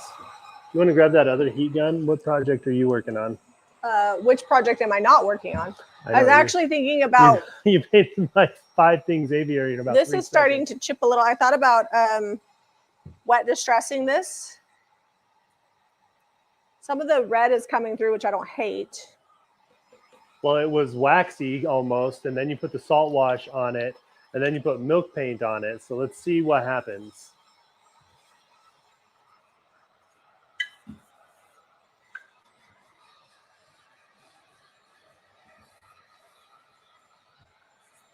I gotta wash my hands. I got a situation happening.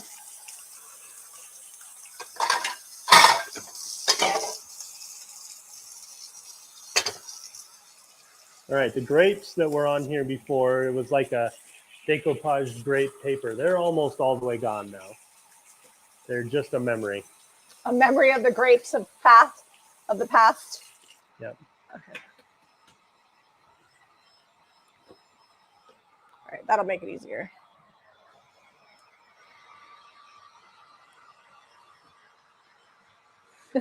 Lori says, Zeb dark wax is different than Jamie. Waxes the whole thing and wipes back. Jamie does a section at a time. I'm in Jamie's camp. I don't like to waste it, so I just use a little bit of it, and sometimes you can smear it, but it is effective to also wax the whole thing. I go for the whole. I like the way the wax sits down in the brush strokes. And some people don't like that, so just wax the details if you don't want to see all the brush strokes, because the wax will definitely highlight how you painted it. And this here on the bottom is gonna get, I'll paint the inside of that white once this salt wash dries in here, just so that way if somebody wants to use this as a vase, they can, but it's actually supposed to be a candlestick.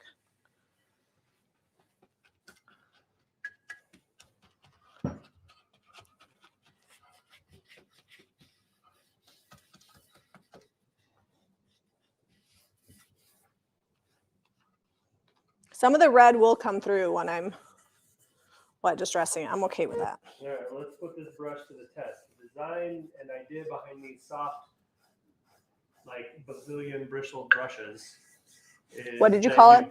Bazillion bristled brushes, is that you won't pull off your first coat of paint as easily with DIY paint because they're so soft that they don't pull as much. And so far, that is working. Because the DIY paint, until it's sealed, it's water soluble and the paint is water based. So when you go on with the second coat, sometimes you pull the paint off, and I am not pulling any paint off or overworking this piece. It's just lovely paint. It's lovely. Putting this paint on here is like a dream. And we got full coverage, just like that. Isn't she lovely? I think I'm just gonna have to let this dry a little bit more, and then I'm gonna clear wax and dark wax this. But I'm gonna paint the inside of it. Zeb's mic is not working. You want to check and make sure it's. Zeb sounds far away again.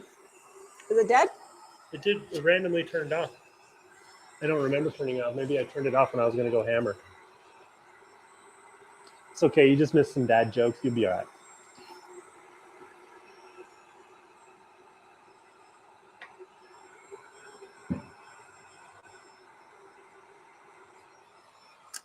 All right, sealing this because we're sans clear wax today. And I'm just painting the inside of this. This one's not going to look too fantabulous until I actually get it all the way finished. But I'm painting this inside so that way somebody wants to use it as a base, they can.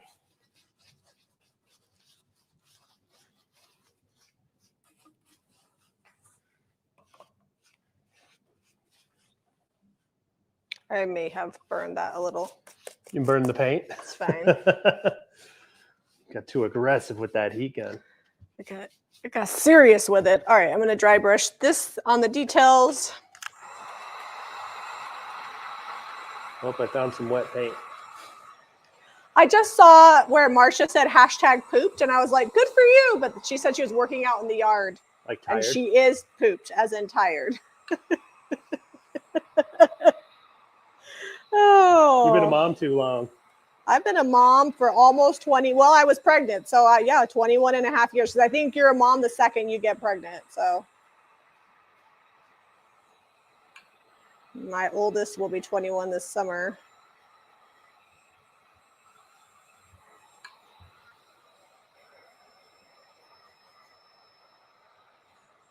Now that I know I can dry brush with the milk paint, I'm going to use up the rest of this milk paint.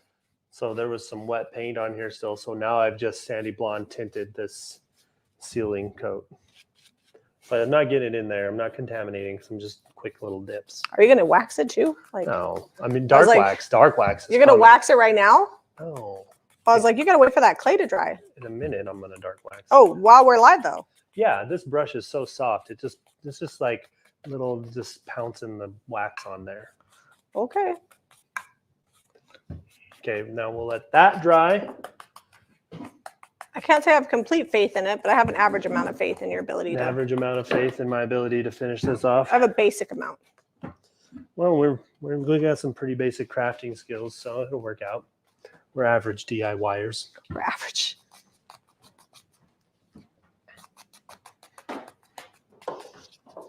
We have two heat guns. I don't know why we're swapping back and forth. Because I grabbed that one and you never bothered to grab your own. I know. I'm stealing your heat gun. You're stealing my heat gun. That's why. And I'm going to need it back because I want to actually finish a project. I'll go get you another one. So I got to heat gun this so that way I can wax it. Actually, I guess I'm going to be using liquid patina on it, huh? Because we don't have clear wax. Mm-hmm.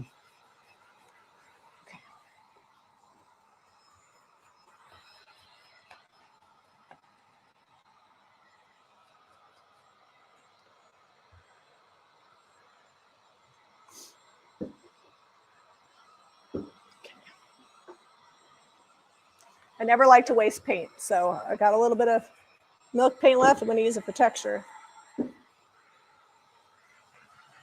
I might use it on that aviary one that's all detailed too. We'll see. I've made a sufficient mess here in the last 2 hours.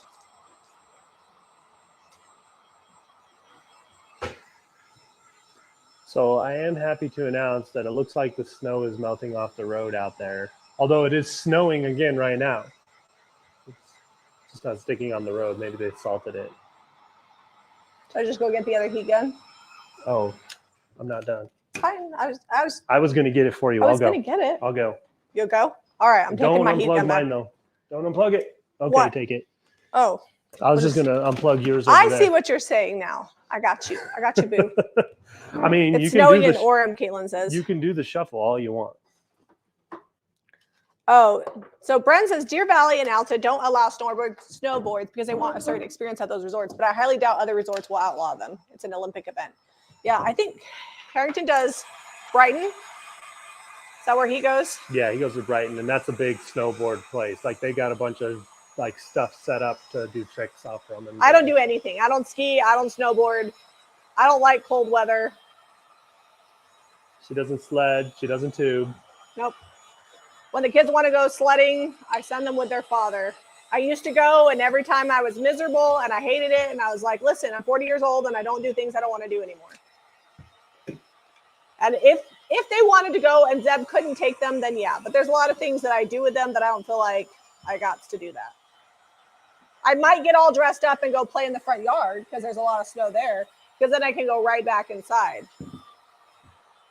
But the kids always want to play way longer than I want to.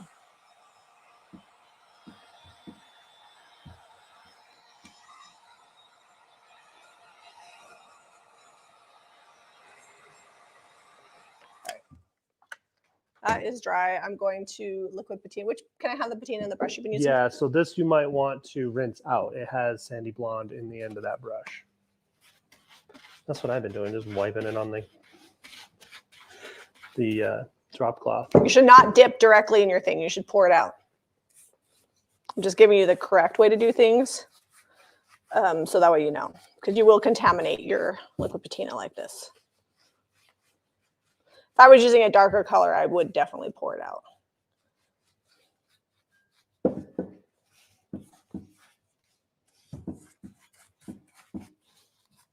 This is going to seal this up and prep us for some dark wax.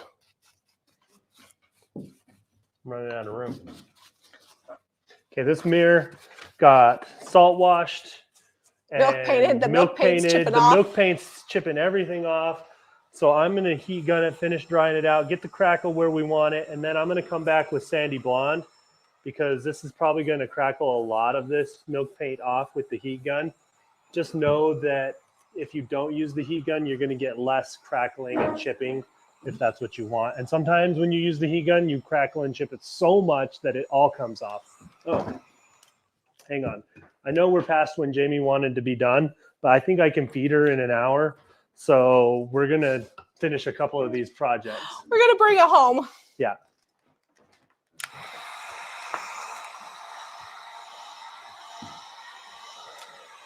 Trudy says she's been watching old videos of us from like 3 or 4 years ago. Careful how far back you go. Some of those old videos are special.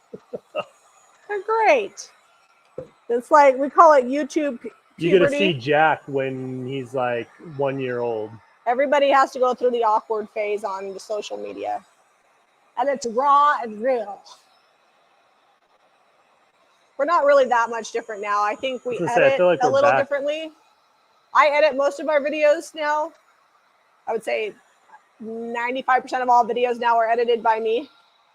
So they are a little different than what Zeb does because I'm not as particular. I try not to have the sound too wonky, but so the more you edit, the more things you're starting to add in. And that was the same when I started. I'm getting better.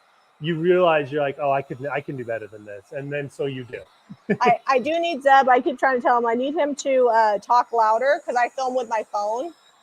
And so it picks me up because I'm filming right by my mouth. Oh, and I'm on the other side. So Zeb's on the other side. I got to shout at it. You can see this really flaking off here, just blowing away. You're making a mess. Good thing Redrick hasn't swept and mopped yet.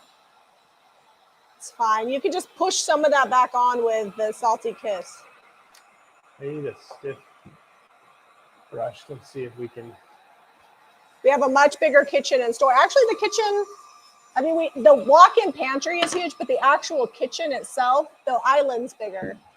Yeah. But cabinet space-wise or footprint-wise, we did put a huge walkway between here, which is good and bad. It's good that lots of people can get through, but bad in that when I'm cooking, the kids think that they can like come in the kitchen, and sometimes I don't want them behind me when I'm cooking.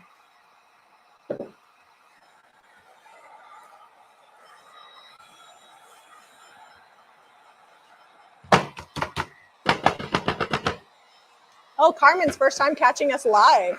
Hey, welcome to the live stream. What up? So this was really shiny, plasticky finish on here before, and Jamie didn't salt wash up here. And I didn't add enough bond. Everywhere the salt wash is, the milk paint's hanging tough. It's on there pretty good. But where the salt wash underneath wasn't, the milk paint's just kind of flaking off of here. So did you heat gun the patina? No, or did you just let it air dry? I just did a real thin layer of it.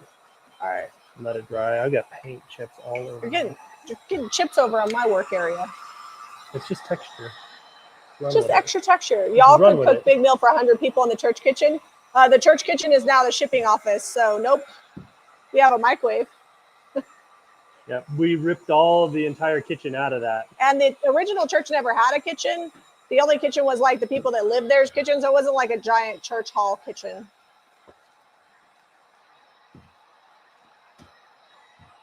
Good enough. Good enough. Sandy Good enough. Here we blonde, go. here we come. And I'm not gonna go crazy with the sandy blonde. I think I'm just gonna do like a quick, real dirty swipe at it. I'm still heat gunning this because there's like big chunks of paint down in the leaf design here.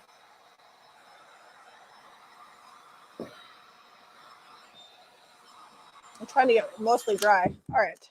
I'm not gonna worry about getting paint on the mirror. I'm gonna Phew. have to come back and razor blade that off anyway. If you're just tuning in, you can pick up these paint products at JamieRayVintage.com. Now I'm going to dry brush. On that note, I was going to do white wax, but I think the dry brush is going to be really pretty on all this detail. And just know, just because I'm putting the DIY paint over this, we still might get some chipping from that milk paint underneath. Because your paint's only as good as what you put it on. I'm gonna have to brush off.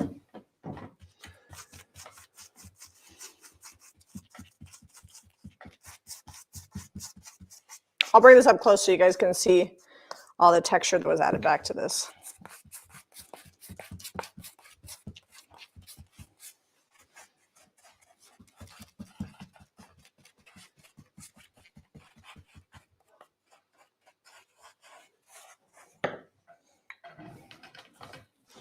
All the detail popping.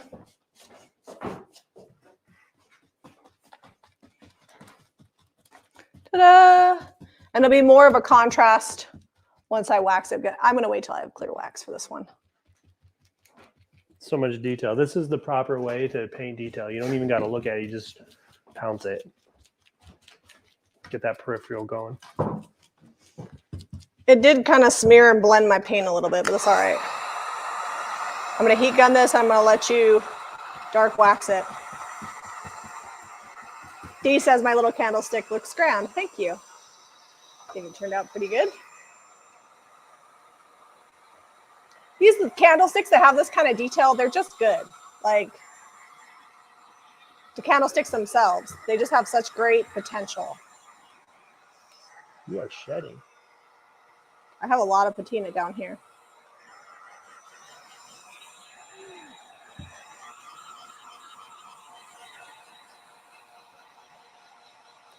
Oh, Kathleen is assembling a shelf. Hair. Why are you gonna blame all my hair? You like my long hair. I do like your long hair. I like it because it's easy to do. It takes a while to brush and wash, but as far as hairstyles go, long hair is a lot easier for me. When you got a mane like this, short hair is a real pain in the derriere. You just poke straight off the back of your head. It's just wild. When you cut your hair short and you try to do like a pony. I know. It's just wild, this hair that I have.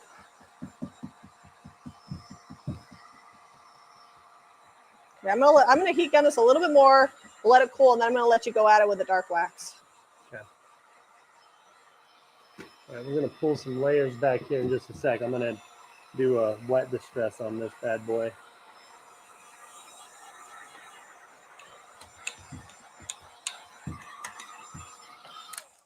Let that cool. You got all kinds of paint chippies over there. Yes, I do. Watch your stuff. Don't let it over here. It will get contaminated. Lunchbox lady likes my last one. Terry Lou is leaving. See you later, Terry Lou. She's got to go clean her brushes. That is a good thing to be doing. Clean those brushes. I'm going to actually get this in water. Okay. Put that back up over here. That's got a ton of texture, like 3 different paint layers plus the original color. We'll probably wet distress that back. I'm going to try to get to that. Dark wax on this. You sealed this, right? What? You sealed this? Yes. Good luck. I don't need luck. Audrey says, thanks to whoever suggested aviary. It looks good on those candlesticks.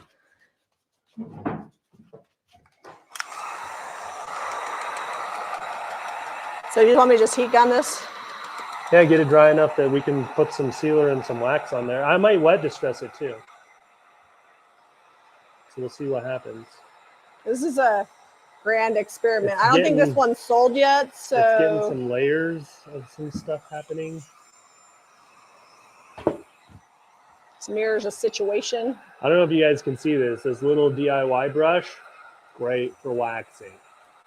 I don't know that that's what you're supposed to do with it, so disclaimer. We're testing it out for you.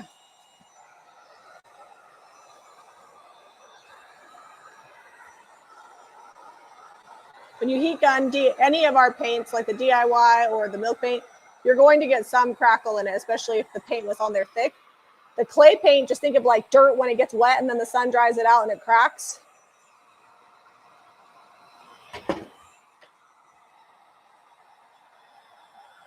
Robin says, had to leave and run errands, came home and you're still on. We're bringing it home here. Got a couple more projects to finish, but we're just I got lunch about there. to eat.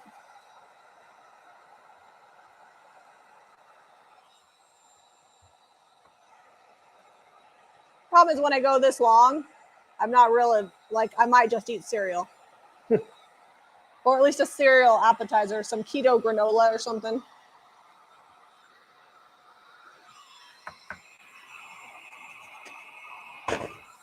There's definitely texture here, if anybody was wondering. That is dirty good. I know.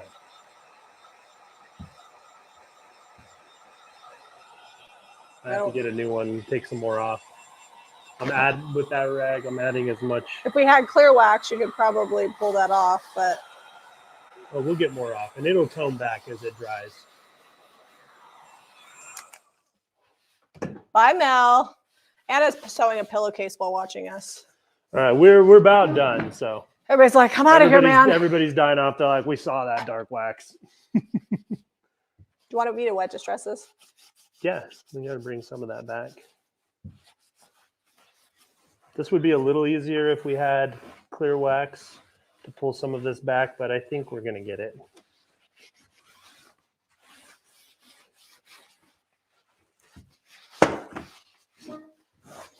This mirror is a situation. It's getting there, huh?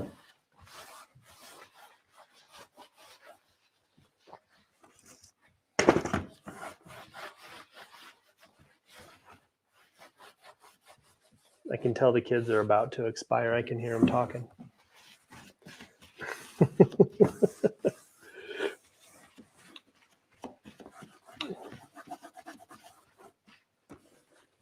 All right. How would you get long paint drips on a candlestick? Use a DIY paint, use a little artist brush, and just scrape it off the edge, and then angle, like take the candlestick and do this. Hold on, then. So that way it slowly drips down. That's what I would do. That's what I do on my paint cans. Okay, we may need to come back through, even if it dries, you can come back through with some clear wax. No, I like that. That looks so good. If you don't want it, this is what I would call, like, there's dark waxing and then there's dirty waxing. And this got the dirty wax and now looks like we found it in the back of a barn, but it still has all the amazing detail that really shows up a lot better than it was when it was kind of one note. Can we talk about making powder? Yes. So making powder you want to use with wax. So after you paint something, you can use clear wax it and then work the making powder in there, or you can use it like a watercolor and add water to it. And then what's that called? Not wet distress. Wash. You can do color washes with it and water it down. And that's amazing. All right. We're getting some really good, like, old world texture on this. I'm wondering if I should use a clear, like, I would seal it real quick. Just do like a light coat of sealer over it. I think I put my sealer in the. And then I want to wax it. Here, I put my sealer brush in water. I'll wash it real quick. Okay. Where is it at in the water? Oh, back here. Yeah, because it had a lot of that stuff. I don't want it to smear. I'm going to bring you this up close because I feel like you can't see. This is what happens when you just layer over layer over layer over layer. You see that texture? That's like 3 layers of paint, some salt wash milk paint. DIY paint, like, when you keep working at it, you just keep going until you get the look you want. And this is one of those, This is one of those like cheapy, plasticky type frames. So now it's looking like old world plaster situation. I'm just going to heat gun it. It's just a little cool still. I wet distressed it and got it pretty wet. Do you want to heat gun this so that the sealer's all dry, and then I can dark wax this one too? Okay. Dark Academia that candlestick. It's kind of moody. It's a look, the Dark Academia.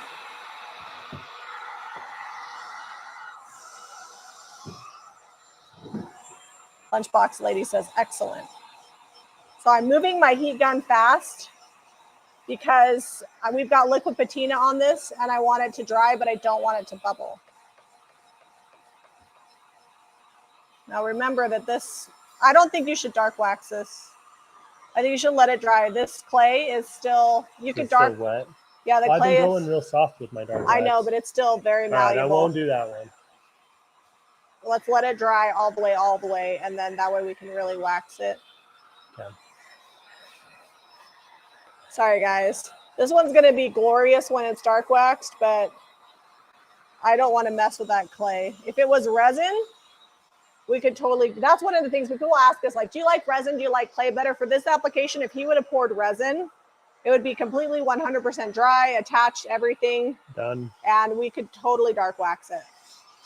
Like, actually, we can show them on the resin that we did. So the clay in the middle where the mirror was is still very wet. You do want to paint it while it's wet because it keeps the clay from shrinking and cracking too much. This one, we used resin. So I will heat gun the paint around the edge. I can patina it and we can wax this. This had the lovely grape situation happening. It had a lovely grape situation happening. Yeah, the grape situation is gone. Be careful when you're heat gunning resin, it will get soft. Just like when you microwave it.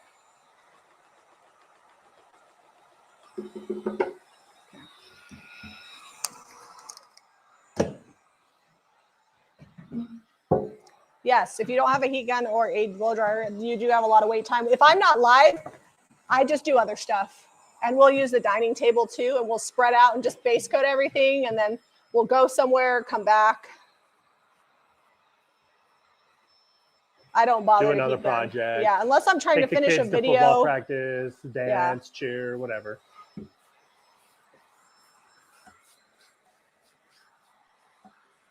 Yeah, we're just kind of forcing the speed on some of these with the heat gun, and it's causing things we're breaking the paint essentially. Well, the other day when I was doing that mirror, I literally had to get the base coat on before I took Jack to football. You know, sometimes I do that. It's because I'm like, if I get this done now, then it can dry while I'm gone. It's a great way to multitask. Okay. So this is the side that has those resin molds that we super glued on and taped. The beginning of the live, if you've been here since the beginning, you know that this had some paper and some ugly grapes. And we have kind of made it a little Victorian looking. I'm just pulling the patina out of the details. And then we'll heat gun this and then Zeb can wax it.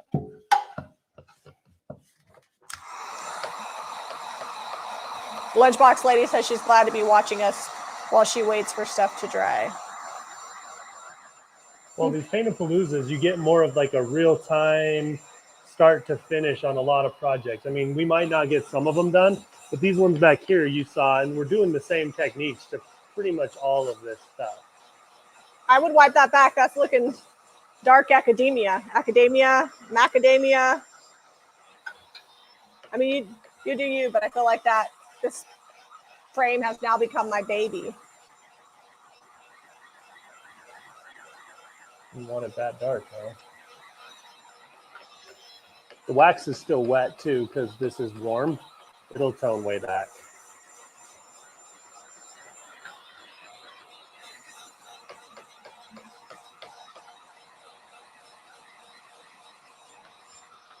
Just moving this quickly because, like I said, I do not want this patina to bubble, and it's got to be dry for Zeb to wax it.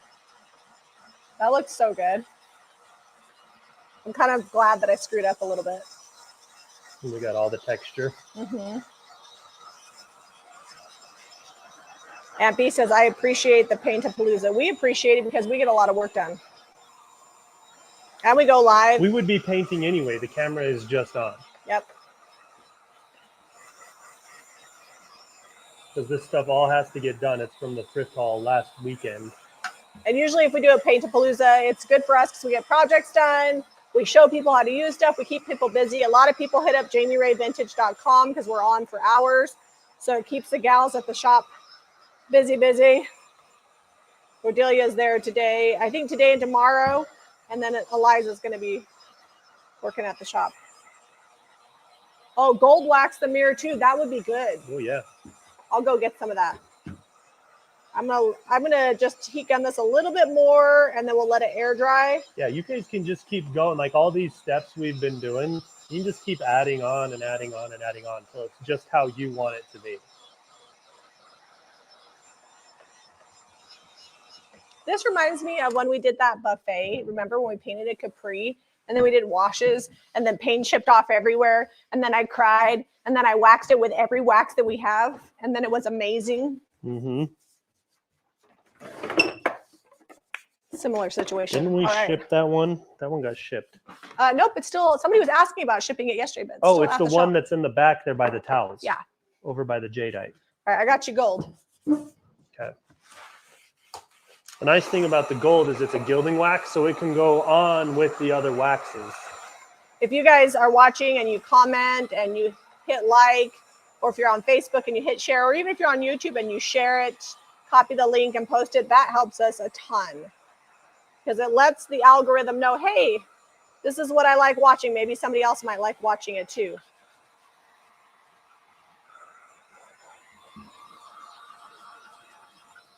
For a while, I feel like YouTube punished live videos. Like when we started doing live videos, our channel just tanked. And now it's starting to pick up again, even with the live videos, even the longer ones. So maybe that's not happening anymore. I think also, you know how YouTube separates it? Mm-hmm. So you can see lives, edited, reels. I think that's nice because then if somebody doesn't want to watch a live video, they don't have to search through it. All right, we're going to let that. Even just like this, it looks good, but it's like tacky because it's hot. So let it cool down. Then you can dark wax it.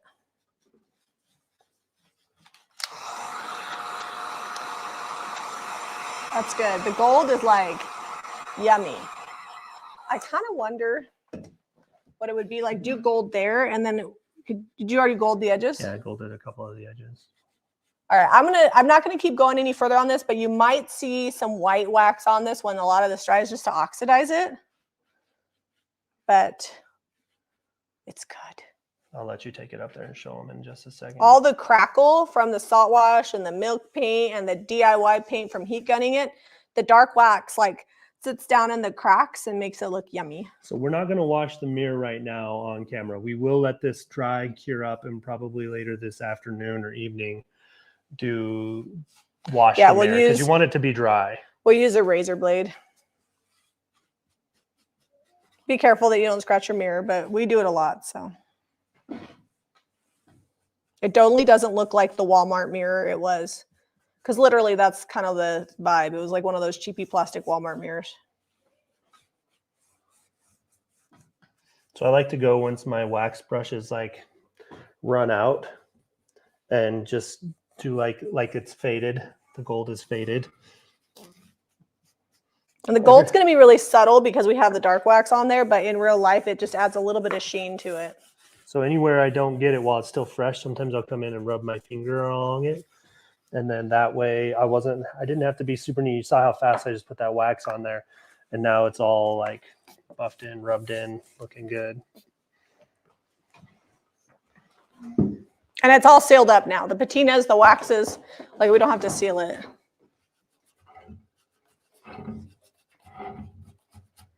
You guys see that? Like down in the cracks right there. You might need to focus it. Yeah, I am. It's even better in real life. This side's good too. All right. Let's set this out of the way to dry. Actually, you know what? I don't know that we need to clear wax it. Did you bring this up close for them to see this one?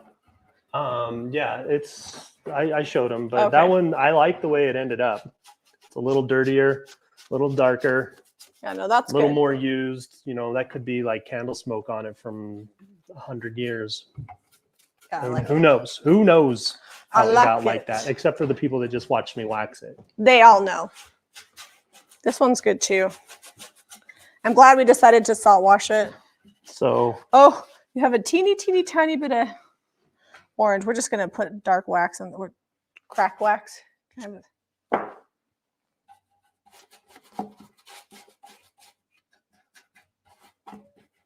All right. There we go. That one's good. So earlier we were talking about molds. This one has the clay molds on it. The clay is still drying. Very malleable and drying, so you cannot wipe back on it. So we're just going to leave it dry, probably at least this afternoon, maybe overnight. This one we use resin molds, and because the resin is hard plastic, you can wax. As soon as the glue's dry and you paint and the paint's dry, you can wax right over it. Everybody says, look at all that crackle, love it. Once again, the two of you worked your magic and created a masterpiece. You know, I don't think there's there is some skill. I'm not going to say that there's no skill, but sometimes it's about just continuing to work with a piece. It's a lot of why we don't do custom work, because honestly, when I got started with that mirror, I don't think that either one of us knew it was going to turn out quite like that.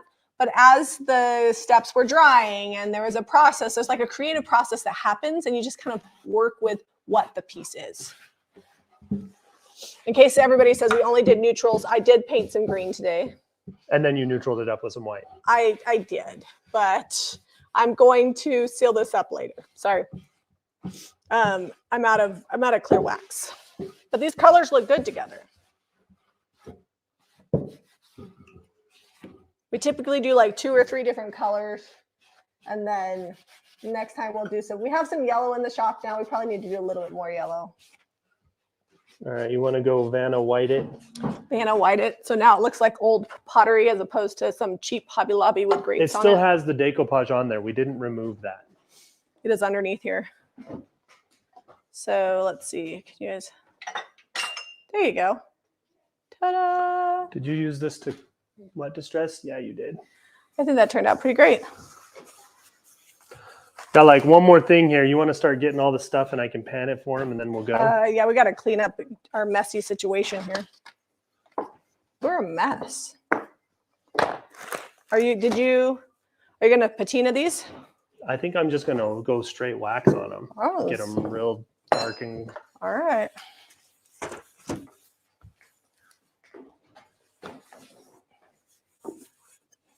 I'm just going to try to get all of our projects up here so you can see where we left off.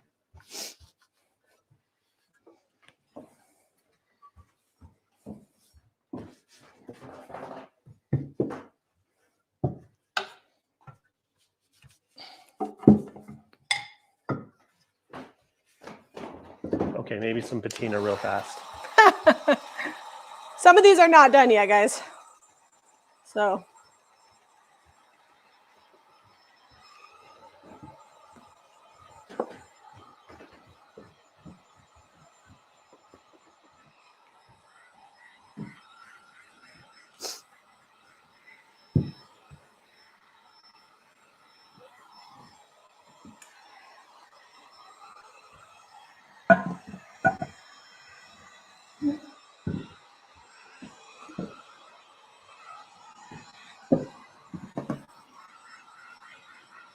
These are going to get the same.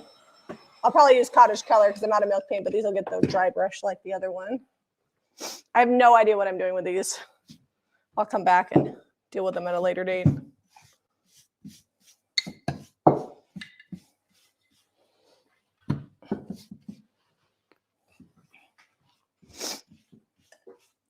You used clay on that one, but you were able to wax it. But I think that the clay is like... Which one? This one?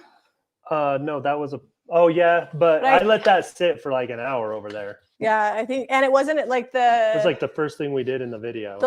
These little molds are like thicker. I don't know how to explain it. Like there's more clay. Because this is still like you wouldn't want to push super hard on that. No. All right. Almost done. I'm going to wax these little trays. These are metal, which I actually really love. We're going to be done cloches. Love the chicken. We're going to be done at 12 and now it's 12:30 then. I'm so hungry. You're fading on me? I'm fading. Did I wash? Well, you know what? I'll make use of my time. I got to paint the backs of these.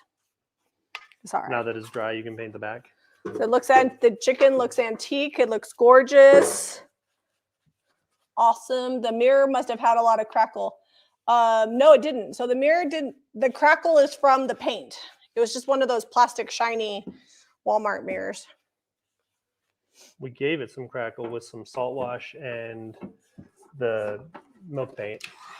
Now this piece already had crackle in it, like it was textured. It was just like mustardy orange. All right, I'll get you guys a pan in just a sec. You're not gonna get a pan of these because I'm painting the backs now, but here you go. And they need like wax. They need a lot of distress. things. Dry brush.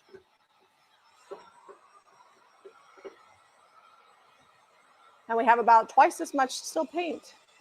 Yeah, the bucket's still full over here. Luckily, the bucket is one of them is one piece is taking up half.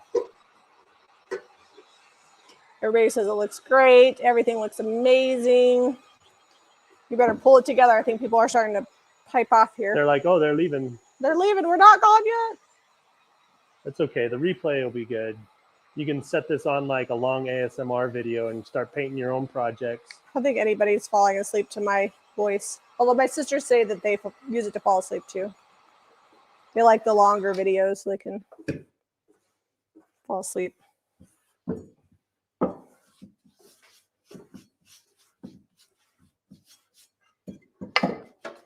All right, I'm gonna let these dry and then I'll have to do a second coat. How's it going over there, Zeb? I am almost done. And then we're ready to pan and show them. Here, do you want to wipe the wax off of that for me? Sure. Thanks. You know how I love having dark wax all over my hands. It's okay. It'll wash off.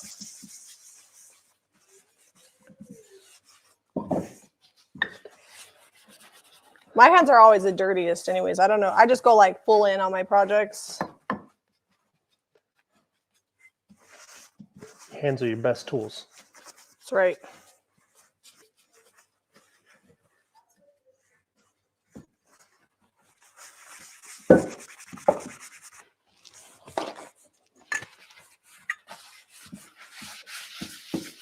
All right, that hasn't been drying very long at all. Like I slapped it on here and he gunned it.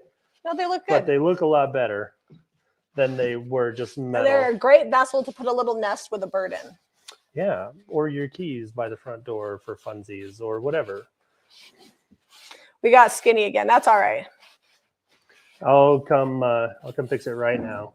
Are we using the new DIY brushes? Zeb was using it to wax with. I used it a bunch. We used it for all of the all the sandy blonde was the new blonde. DIY brush. All right, Zeb's gonna give you a pan. Sorry for our messy workspace. It's a mess still, but most of these are done. Or done-ish.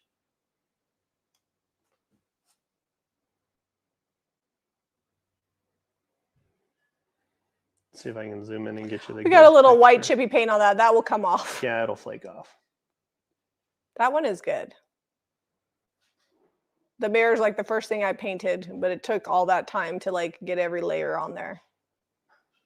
Still got to do some finishing work on these ones, but that's the look that these are going to have. It brings out all that fun detail. This might be one of my favorites.